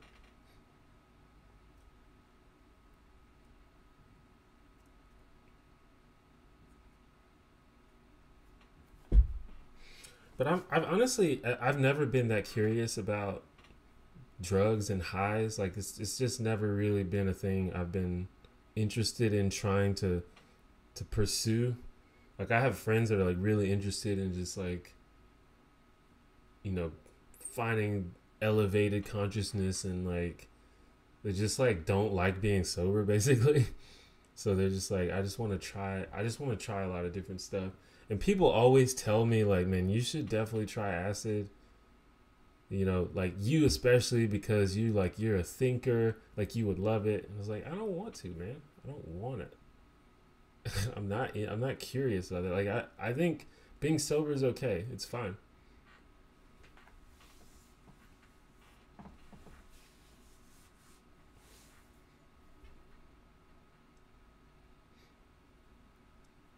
And I I like the buzz of alcohol, but it's not really because I don't like being sober. It's just like it feels good.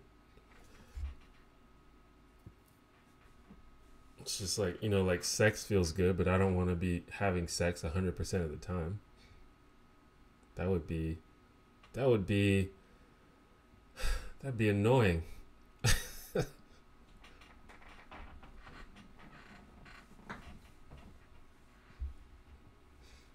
I like dated this girl once that really wanted me to take ecstasy with her, and everyone's like, "Bro, you should have did that."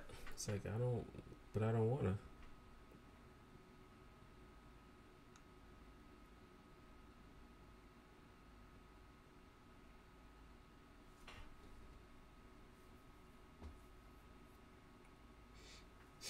It's just never been a thing that I've been that interested in or curious about. I have no, I have no, like judgment against other people that do it. Like, live your life the way you want to live it. One of the there's like a Twitter meme or something that's like, uh, one of the craziest things that you figure out when you become an adult is that everybody does cocaine. And in my experience, that's pretty much true. Like, fucking, especially those people that I hang out with at the bar, they're like all doing cocaine. And I didn't realize that when I was younger.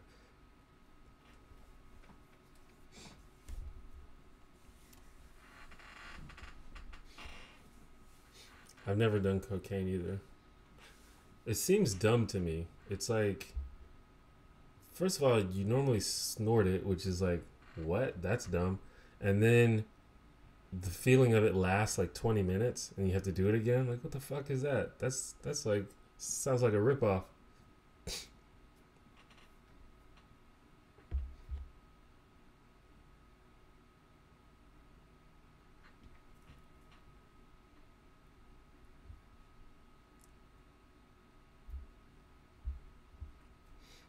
The only like recreational drugs that I've done are weed and alcohol. It's like it.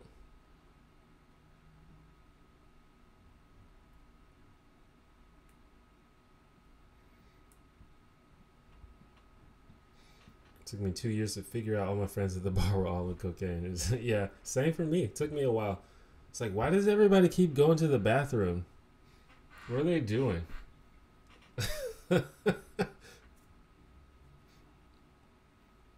What's your preferred alcohol?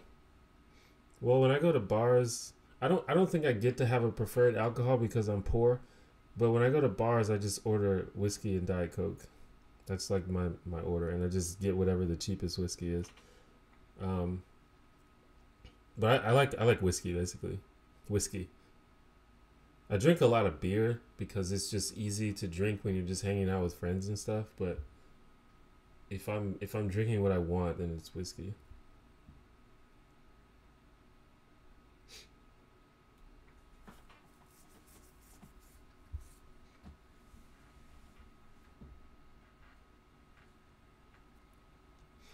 I thought cocaine was more of a rich person drug because it's expensive.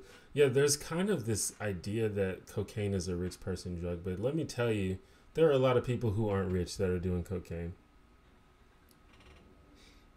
I don't think it's that expensive. Maybe there's like higher grades of it that are more expensive. I don't fucking know how it works. But I don't actually don't think it's that expensive. And also you don't use that much per use. So that's probably why it's not that expensive.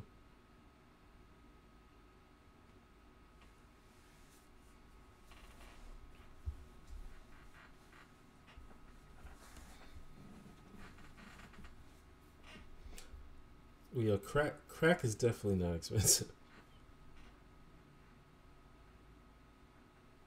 But I am no drug expert, so I don't fucking know. But I know I have a lot of acquaintances that do cocaine, and most of them aren't rich.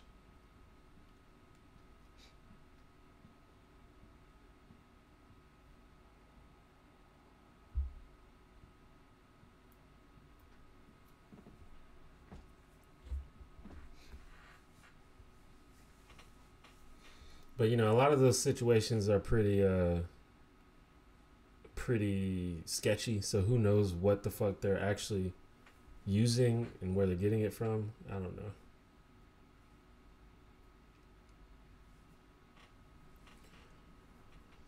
Have you ever used opioids for pain or anything? Nope, I have not. In general, I don't. I like avoid. Well, I these days I'm a little more open to it, but I don't like pills, even for like medical reasons. And a lot of times when I'm prescribed pills, I just don't even bother getting them because I don't like it. If it's like absolutely necessary in order for something to, like if it's like, if I'm like not gonna get well ever without it, then maybe. But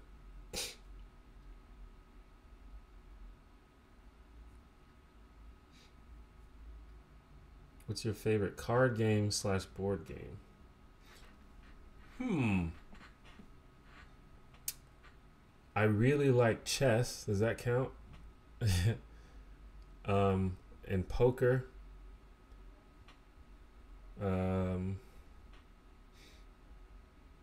What else? I like the game of life. Do family games like Taboo and Pictionary count as board games? I guess not. But I like Taboo a lot. I was like the reigning champion of Taboo back in the day. I used to just wreck everybody. But after you play it a lot, it becomes not that fun because there's only a limited amount of cards and you kind of memorize the cards.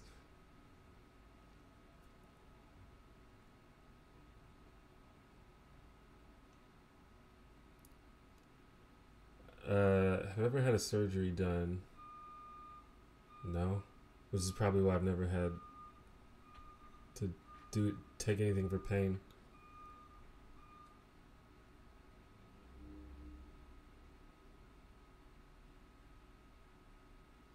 That's when you buy a new set of Taboo. The cards are the same in every set.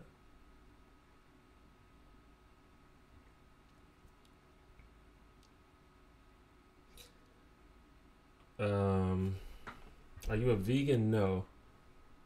You into Cards Against Humanity? Not really. I feel like that game is fucking boring.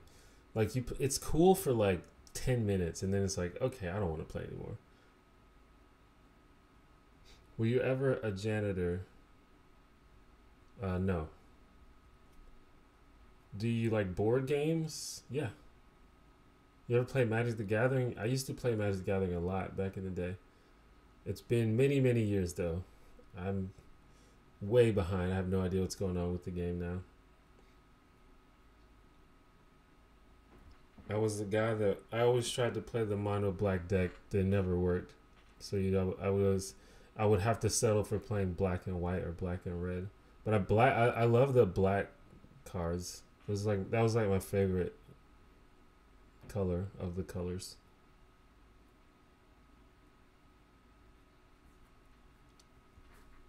I like games in general. I'm very, very competitive. So I like any kind of game where I get to play against people and possibly win. So any kind of board game or card game where I can do that. Games that are like completely luck based, I don't like. So games like fucking Chutes and Ladders, like shit like that, or like I don't know. Certain types of games are just like completely luck based, and I don't like it because you can't just win by being better than people. It's not competitively satisfying. Have you played? You ever played Cosmic Encounter or the Game of Thrones war game? I have not. My favorite game as a kid was probably Uno. Yeah, we played a lot of Uno back in the day. Well, the thing about poker is that poker has a pretty strong element of luck, but I think poker's maybe like 70% skill and 30% luck.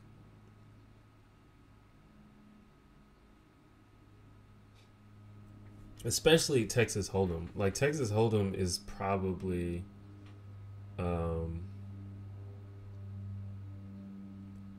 it's probably the most skill based form of poker.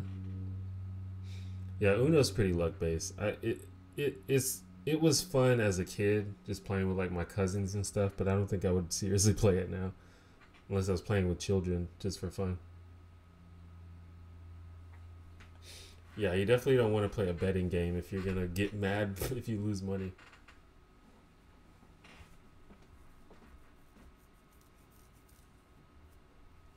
I actually never played Dungeons and Dragons.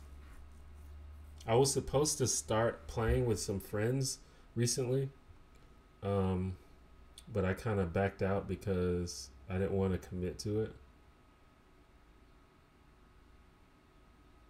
Which is funny because I play WoW, which is like the same type of commitment, but I don't know. The thing is, I can log on and play WoW whenever I want, but when you're like join the Dungeons and Dragons group, it's like, okay, guys, we're gonna get together every Friday, and you can't miss it. You're gonna mess up our campaign if you don't show up. I was like, oh, I don't know, I don't want to.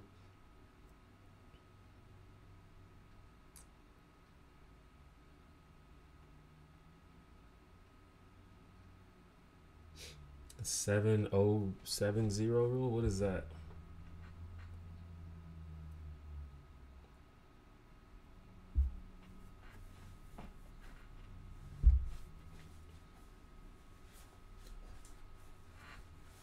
I need more like people to play with.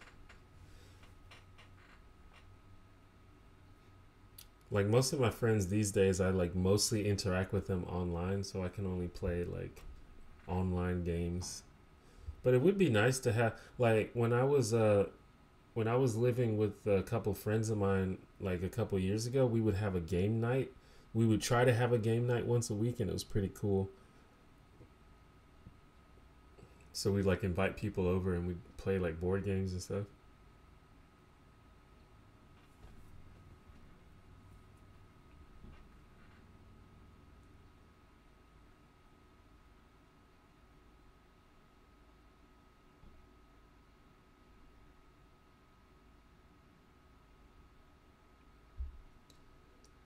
Doesn't it like mess up the campaign if one of the players doesn't show up though?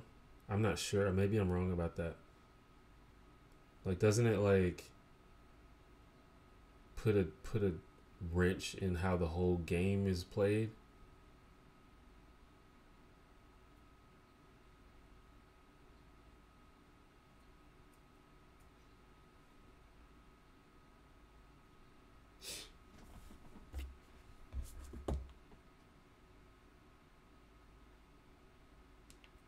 Yeah, that's the thing that I didn't want to do.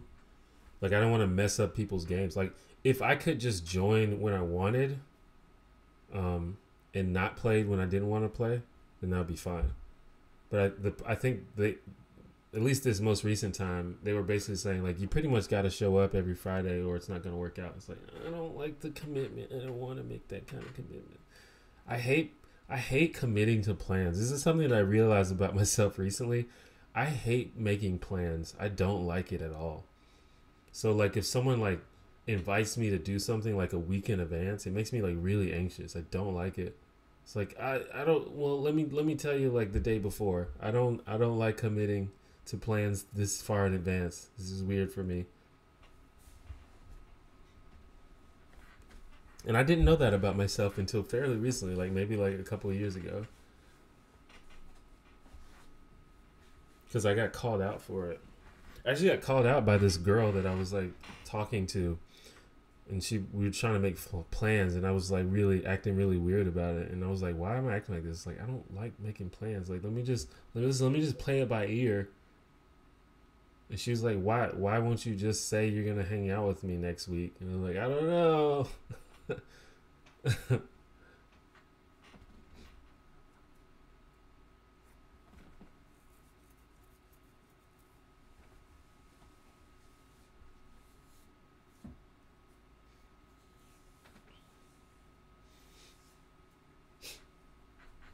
You say your character goes into Targon every time you don't show up and stuff like that. I don't even know what that means, but maybe.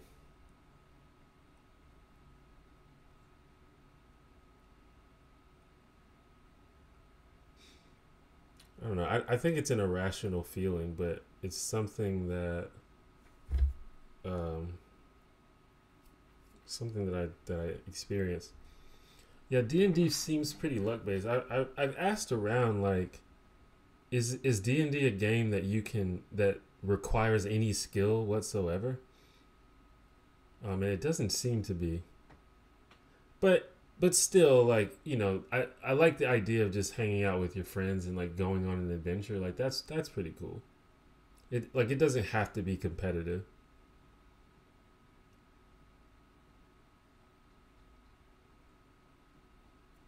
But it would be better if being skillful uh, helped.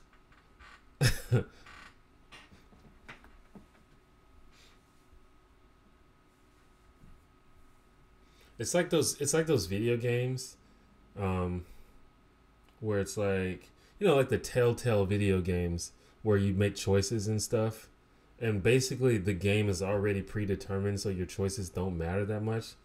So it's like, okay, well, I'm gonna try to make this choice practical. So you try to put things together, and it's like, okay, this seems like the correct choice.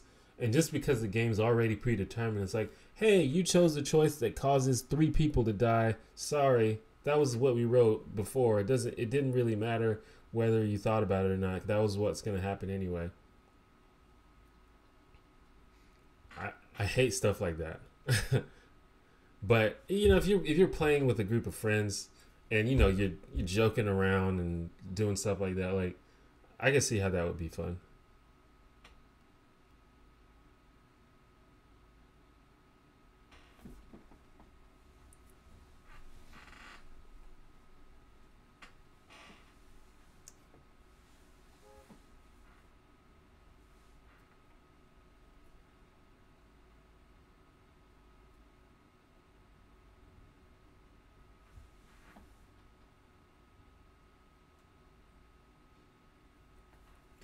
But in general, when it comes to games, I just like stuff that sort of rewards me for being good.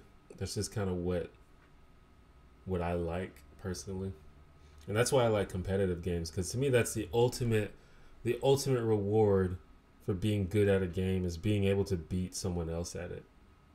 And I feel like that sounds kind of sadistic, but that's what I like. That's why I love fighting games. Like, I feel like most people would not say that fighting games are their favorite genre, but fighting games are definitely my favorite genre of video games. Do I have a Steam account? I do. It's called The One Janitor, just like my YouTube. I don't use it that much though. I have like a bunch of games on there, but it's just like a bunch of random games, none that are like really great or anything. But I should get on there and see what I got and play something. I downloaded Fallout 1 recently. I haven't played it yet. Is that game good? I feel like it might be really like outdated and bad.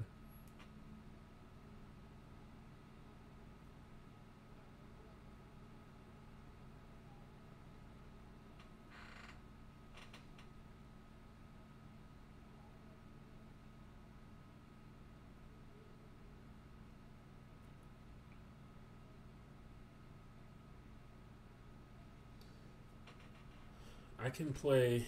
I just have to figure out what I'm gonna play. I don't have any games. That's the problem.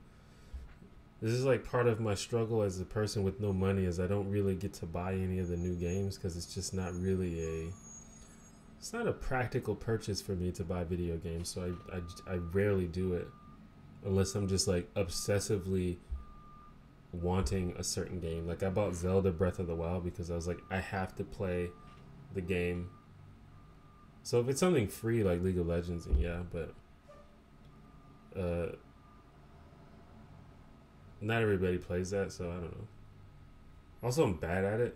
That's also like sometimes I don't want to play games on stream because I'm just bad at most of them.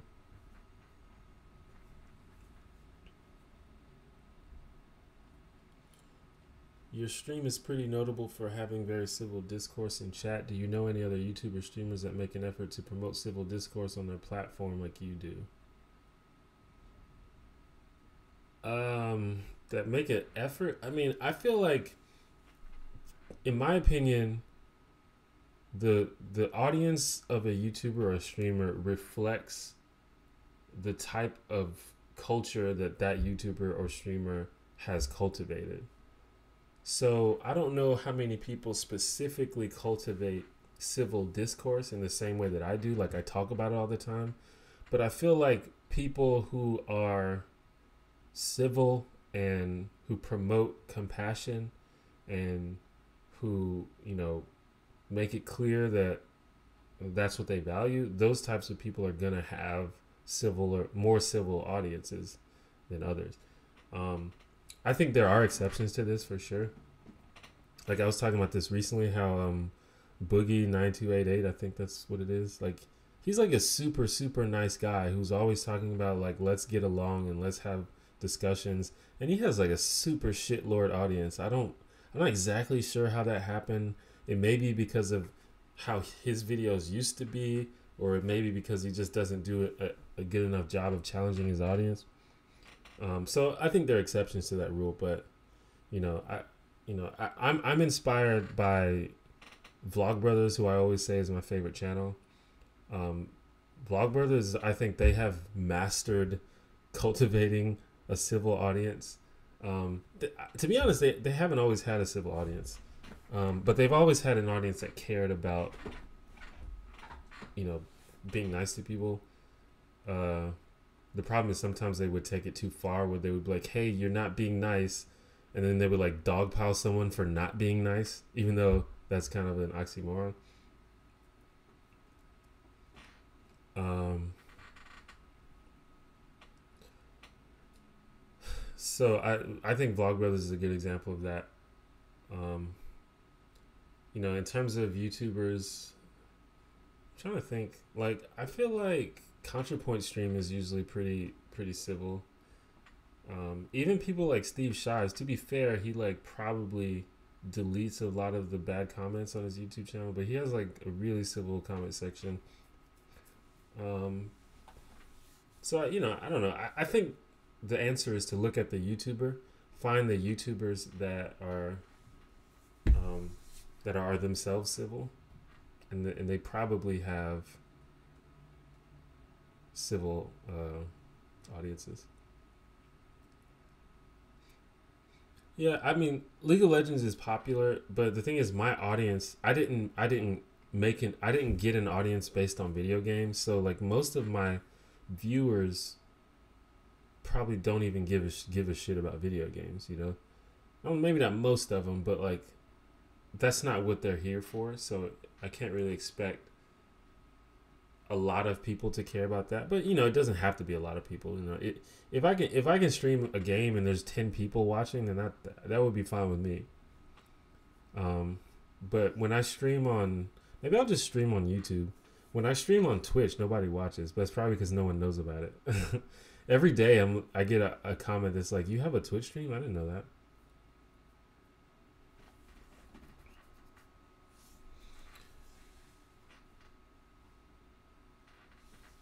For me to get into fighting games, I need to make an Excel spreadsheet with all the moves and shit first. I don't understand the meta of fighting games in general enough to enjoy them.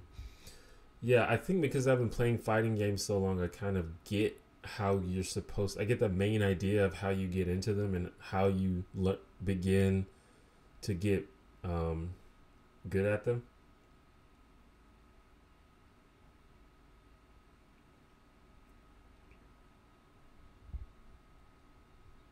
But yeah, fighting games are pretty complicated, and they're known for being hard. But I feel like once you kind of understand them, they're not that hard because every fighting game has the same basic idea of like, um, you know, having good spacing away from your opponent, finding the safe moves that you throw out that you don't get punished for, and then finding ways to open up your opponent. And once you get an opening, doing something that hurts a lot. That's basically all that fighting games are, and also not getting hit yourself. That's all it is.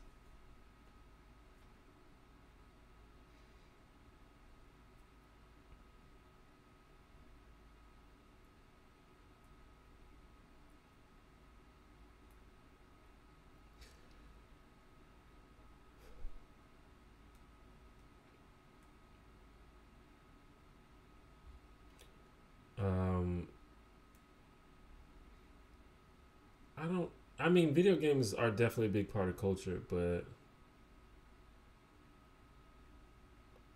I do think that once I start talking about video games a lot of people just kind of go quiet, and there's only like 4 or 5 people talking at that point because people just aren't that into it.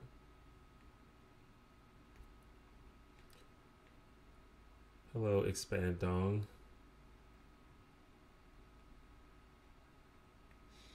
And I did kind of oversimplify it, but that's basically that's how you get good at anything is you just deconstruct it. You figure out the basic building blocks of it, and then you just put it together. I think especially with games, people overthink it and they like get overwhelmed. But you just gotta realize the basics. Like with any fighting game, you can probably get better than all of your friends by finding like first of all, stop jumping. Don't jump. Just don't jump in fighting games. That alone will make you win like half your games. Don't jump. I mean, not don't jump, but don't jump as much. Most people that are new to fighting games jump all the time. Stop jumping. It's bad.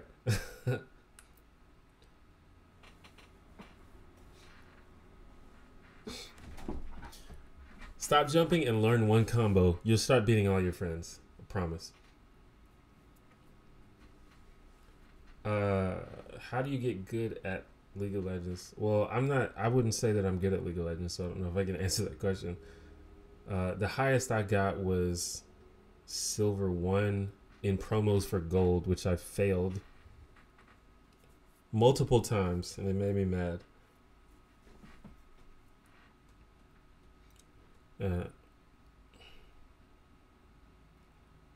Yeah, the meta of a fighting game is definitely more than just the rankings of the characters. And it's especially depending on the game. Different games have different types of metas.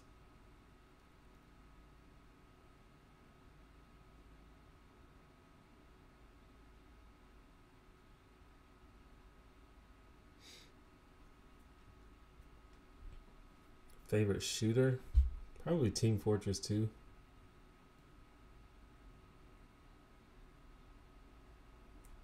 I'm not a big fan of shooting games. And the ones I like are usually the ones that are like sort of arcade style and less realistic. So stuff like Team Fortress 2 and Quake and Overwatch and stuff like that.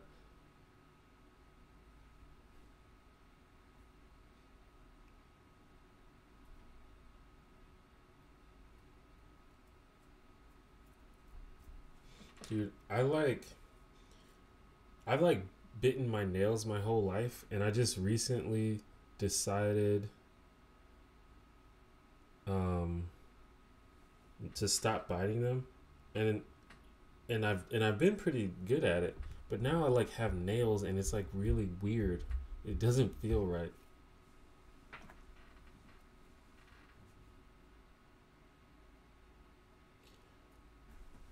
I'm it's just I'm relatively high ranked in League of Legends. I'm trying to understand it from that perspective. Like, are there strategies and stuff like that? It seems to be it's entirely skill based. I'm not sure exactly what you're asking. I mean, I think League of Legends is like entirely skill based, and there's a lot. League of Legends is a really complicated game. Like it's basically chess. Like there's a lot of things to take into account. I think I have played Rainbow Six Siege, but that it's just like that style of game is just doesn't appeal to me, I guess.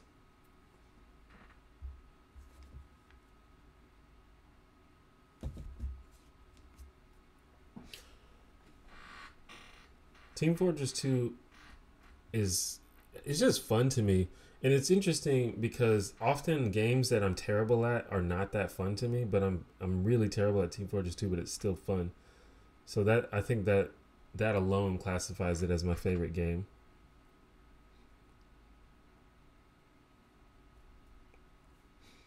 There's so much more to League of Legends than most people understand. And this is why like there's like the rankings and everybody and this is like every game, not even just video games, just everything competitive. Everybody thinks that they're better at stuff than they are usually. Oh, you're comparing League of Legends to fighting games. You have options of how taking towers and objectives and shit. Do you have that in fighting games, like long-term strategies, or it's just reaction and pattern recognition? Well, obviously, it's not as long-term because a match in a fighting game is much shorter than a match in a MOBA like League of Legends.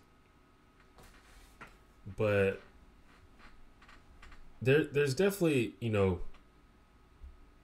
you definitely come in with your basic strategy, like knowing the matchup, knowing how to deal with the matchup. But then beyond that, or alongside that, there are things that you are doing in the moment at that second as well, like reacting to what they're doing. But yeah, you definitely have overall strategies for sure. That's why like knowing matchups is good. Like I don't know, like the game that I have definitely put the most time into is Smash Brothers. I played Smash Brothers competitively for a long time. I haven't played it a lot recently. But like for example, fucking what's an example of a matchup?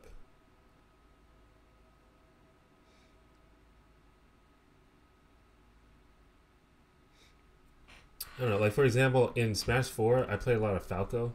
He's actually a pretty bad character in that game, but that's just who I liked. Um, and in general, Falco wants to grab you and throw you in the air because he gets a lot of damage from that. So you have that in mind from the beginning. It's like, okay, I'm gonna try to find situations to grab. So then when you're fighting a character, so you're fighting like Marth or something, and it's like, okay, so when can I grab Marth? Okay, so like, obviously, if he like just throws out a random forward smash, I can block that and just grab him. But what are other situations I can grab him? Okay, so like, if he jumps and does a move and he whiffs it, I can maybe catch him as he's coming down. So you're thinking about the whole time, and you're looking for those cues to do what you want to do. So you definitely have a long-term plan. But at the same time, you're like, you have to react. It's like, oh, he just ran up and hit me with a sword, and I blocked it. What do I do now? He's in the air, so I can't grab him. So I'm gonna jump and do neutral air instead. And that's just like an on-the-spot decision. Stuff like that. That's kind of a simple concept, simplified version. But yeah, I tried playing Path of Exile for a while, but I didn't really get into it.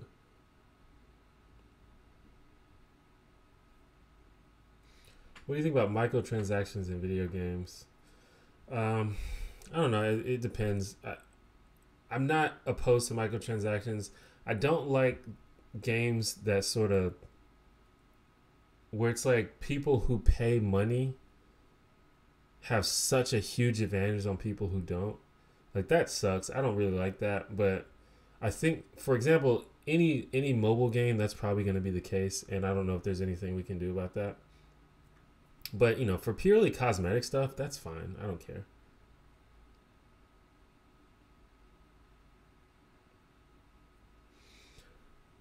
It's interesting because Smash Brothers is much easier to get into than most other fighting games, but I would argue it's much harder to be really good at than other fighting games because there's so much going on in Smash, especially Melee. Yeah, the thing is, I played Path of Exile, and everyone was like, "Yeah, this game is like Diablo, but it's better." And I was like, when I was playing Path of Exile, I remember thinking I would just rather play Diablo.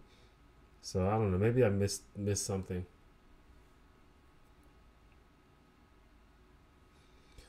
So it's been stream's been going for about 2 hours, but I'm probably gonna go for maybe like 20-30 minutes depending on if the chat is still going. Usually the streams are about 2 hours, but we got into this conversation about video games, which is fine. But I obviously can't stream all night, so we're gonna go for about 20-30 more minutes. Definitely, thanks everybody for coming to the stream this time. But so we're gonna start winding down in the next 20-30 minutes.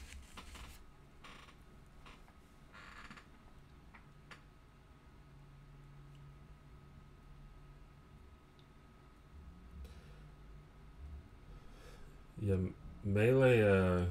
Melee is crazy, especially once you start to understand.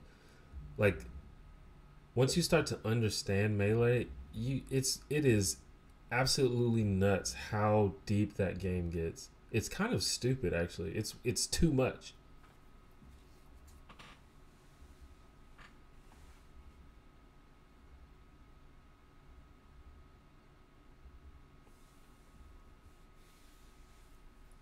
Yeah, I know that people. This is what I was saying earlier. Like there's always a certain number of people who just don't give a shit about video games, and I don't think people subscribe to me because of video games. But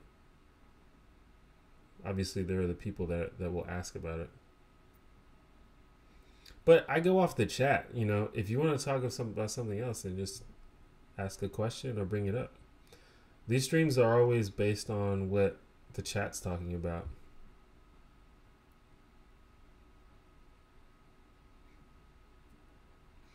I used to do 12-hour streams back in the day, but I ain't doing that now.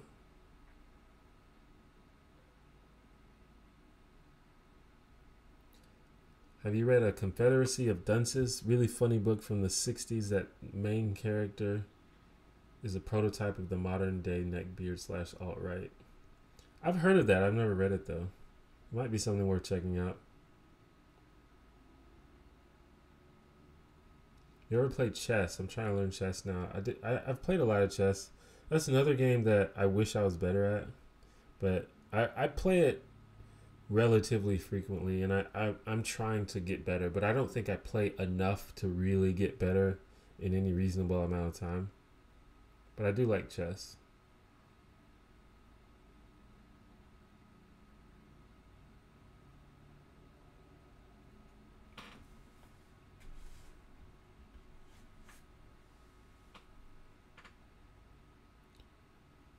Would you ever have fans on for a round table type thing? Maybe. I'm not sure. I have to figure out like a feasible way to do that. I don't know if I want to do that though. Seems like it could easily end up being like kind of frustrating or a shit show. Can you solve the Rubik's Cube? I can. I have one. I can do it if you want. I use both Lichess and chess.com. I mostly use chess.com. I just like it. I just like it better. But I think the competition is better on Lichess. So if you're just interested in like getting rocked a bunch of times so you can learn from your mistakes quicker, Lichess is probably better. Also, Lichess has much better like analysis tools and stuff. Mainly because it's free. Chess.com has like analysis and all that stuff, but it's limited if you don't pay for it. But what I do is I play on chess.com and then I just copy the game over to Lichess and use that to analyze the board.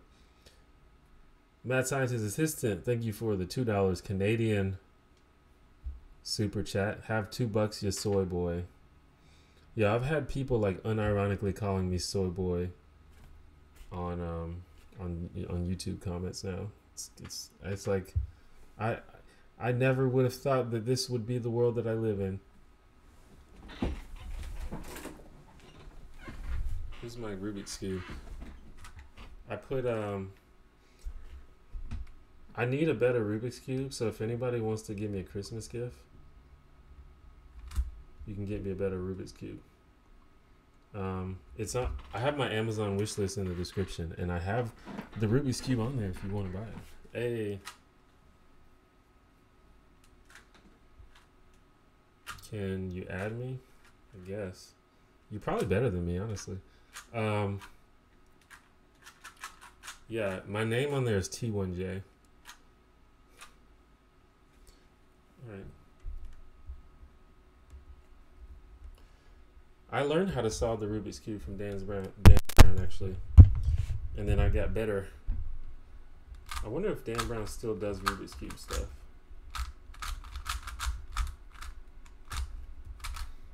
Yeah, I honestly don't know what the best brand is. I just did like a couple. I just did a little bit of research, um,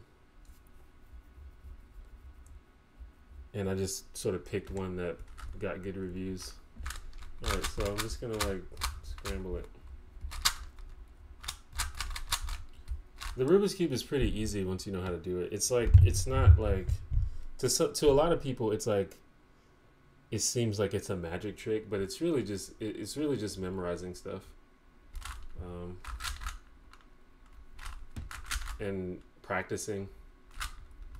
The thing about learning to solve a Rubik's Cube is like you actually have to care enough to practice it a bunch, and most people don't. I think people just kind of want to know the answer and just do it the first day, but that's not how it works. You have to practice, and then one day you get it, and then one day you keep practicing, and then one day you can just do it at will.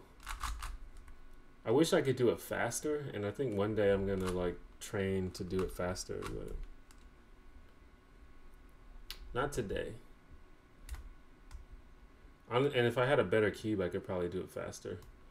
But you see how I'm like turning the cube around? That's why I'm so slow. Like it's best to not like rotate the cube a lot, but I haven't really learned how to do it that way yet. I have to have it oriented correctly for me to see what's going on.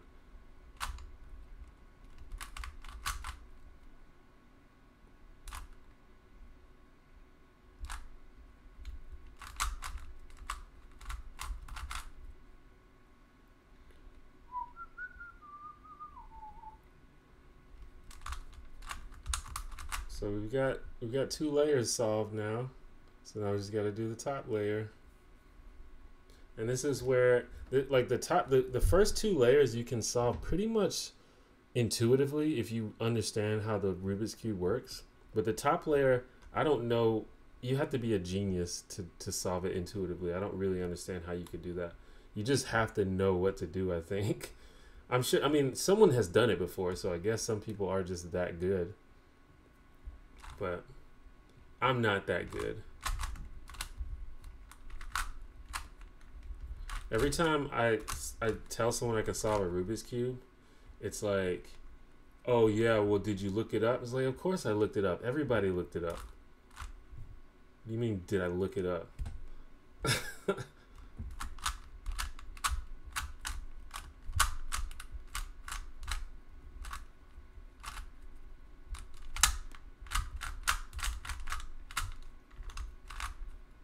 And there you go.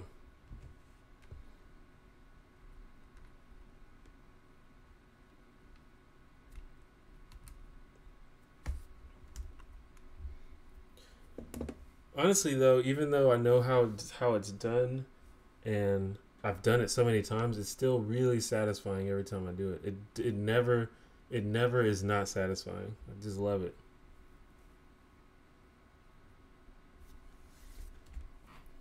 It just works. I like things that just work. I think this is just sort of a personal quirk of mine. I love things that work. I love like formulas and math, and I try to apply that to life as much as possible. That's why I always try to break things down, because I think a lot of things can just be solved by deconstructing it and figuring out the basic building blocks and the basic steps.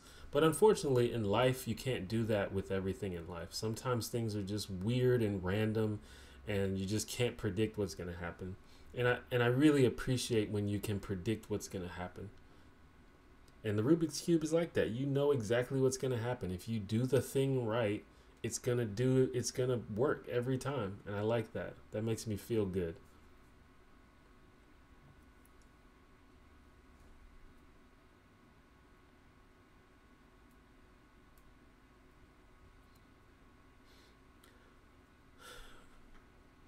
As you guys can see, the lighting has changed. It's because it's starting to get dark. It's only 4:30, but the sun is like starting to go down.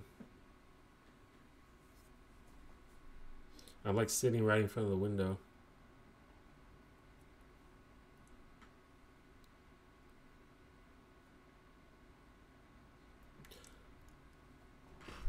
Yeah, that's a pretty good idea actually, Alabama artists. Like just take a couple weeks for each algorithm, and you'll definitely you'll have it down by then.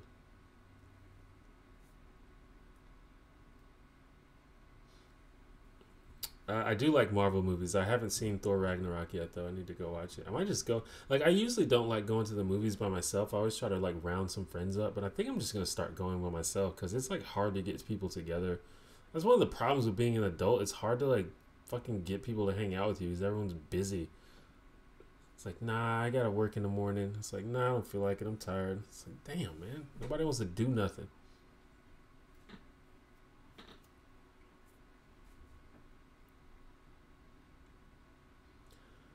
Yeah, I want to get a 4x4 and I want to get a 5x5.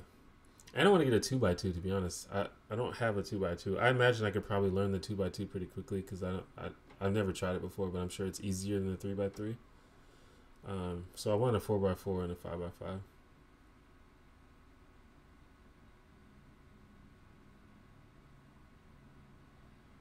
Sounds like a full-blown case of the adulties indeed.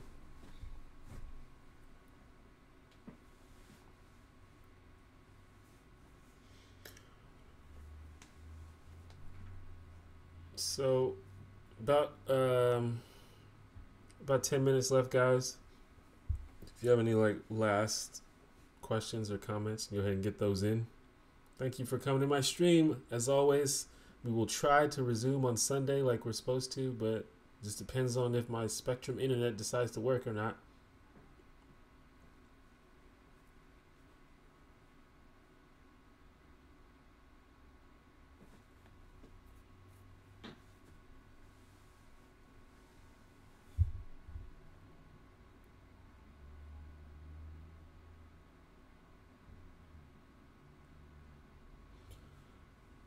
I might see what kind of, if they have some kind of movie subscription or something at my local theater, because I like the theater experience. You can find any movie on the internet for free if you're like, if you don't give a fuck. Um, but I like the theater experience. Do you, do you do video games? We just had a long conversation about video games. I like video games. I don't play them as much as I used to, but I want to start playing them more. I just renewed my WoW account because I'm a degenerate. Um, I actually need a new mouse. My mouse is starting to fuck up, so it's like I can't play any mouse-based games. Do you have the best stream title? You have the best stream titles. Well, my stream titles are all suggested by my patrons. So if you'd like to contribute to the titling of my live streams, consider becoming a patron. And if you just want to support me, even $1 a month on Patreon really helps and makes this whole jam sustainable. Are you into smartphone news and tech? I like it. I'm interested. I don't like go out of my way to seek it out, but yeah, I'm interested in that kind of stuff. I'd recommend a Logitech Proteus Core. Interesting. Yeah, I need to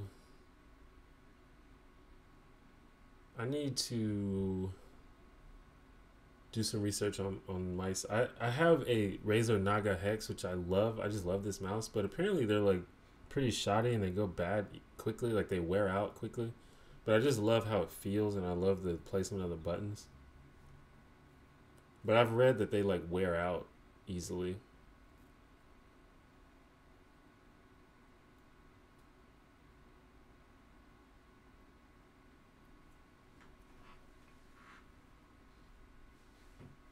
Are you a cultural Marxist? I'm not sure what that means. Isn't that like the same thing as like identity politics?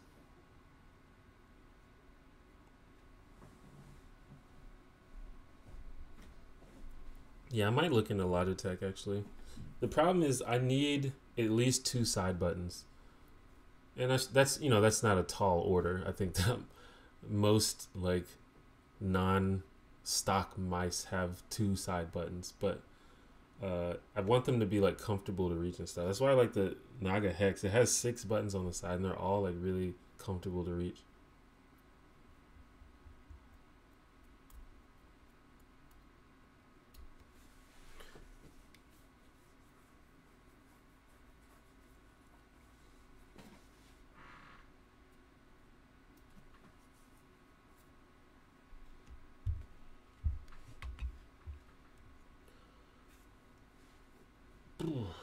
Maybe I should put. I put a Razer Naga Hex V2 on my wish list, but maybe I should look at some Logitech mice and see if there's some good ones that I could get, because people might be more willing to buy that one. I'm trying to like gangster my friends into buying me Christmas gifts by just sort of like slyly putting my wish list out there. It's like, hey, it's only $4. Don't you love me?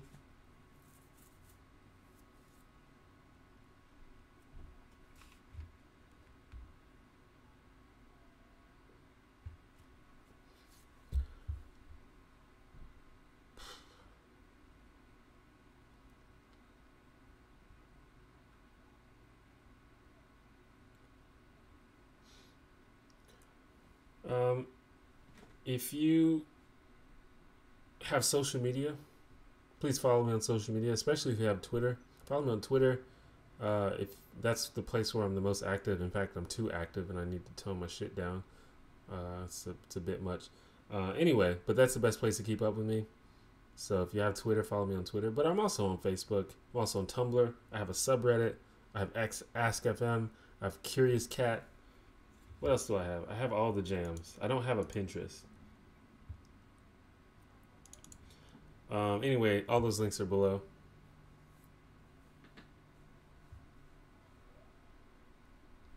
And as mentioned before, if you'd like to support me or my channel, consider becoming a patron on Patreon. This Patreon is the main reason that I'm able to continue doing this and pursuing this as my full-time job. Even though I'm about to get screwed by this new tax code, I'm gonna have to form a fucking S Corp or LLC or something. I need to look into this shit so I can get some of these tax benefits. I need to get some of this greed money. But still, I still get to do this as a job, and that's all because of my patrons. So if you'd like to contribute to that, that'd be great. I'm trying to reach my next goal of $2,000 a month, at which point my goal is to upgrade. I want it to look more professional. I think probably like most people are like, hey, I don't care if it looks professional. I just want to look at I just want your content. But trust me, it's going to be dope. So if you want to help me with that, become a patron. Like, imagine this live stream, except instead of a webcam, it's like a legit camera, you know, with a legit mic, with a legit little setup here. You know, we can have it. It could be like a show, you know, and you guys would be part of it. I don't know. I think it would be tight. If you're interested in supporting that, consider becoming a patron. Also, my main live show, I want it to just look better and have better equipment, better lighting. The lighting's awful. That's why it's just all over the place. I need a better camera. You know, stuff like that. So that's my next goal. So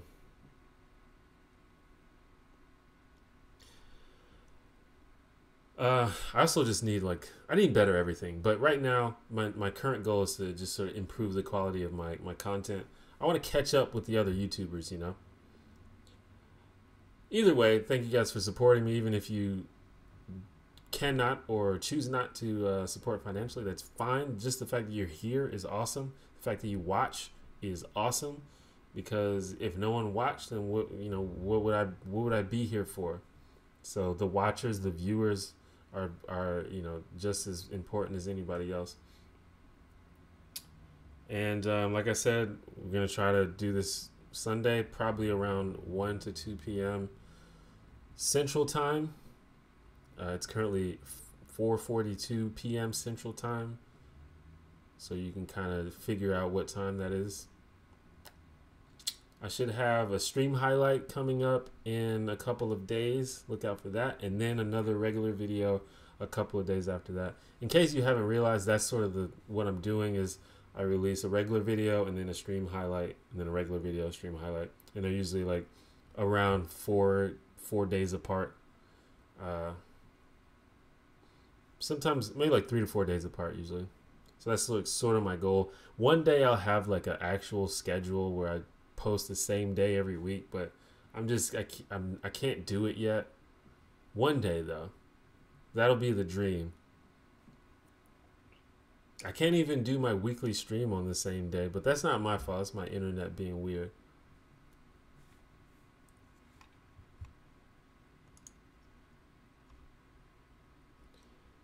And thank you for the 2 people who gave super chats today. Always appreciated. And I guess that's it. I'll see you guys next time. Bye.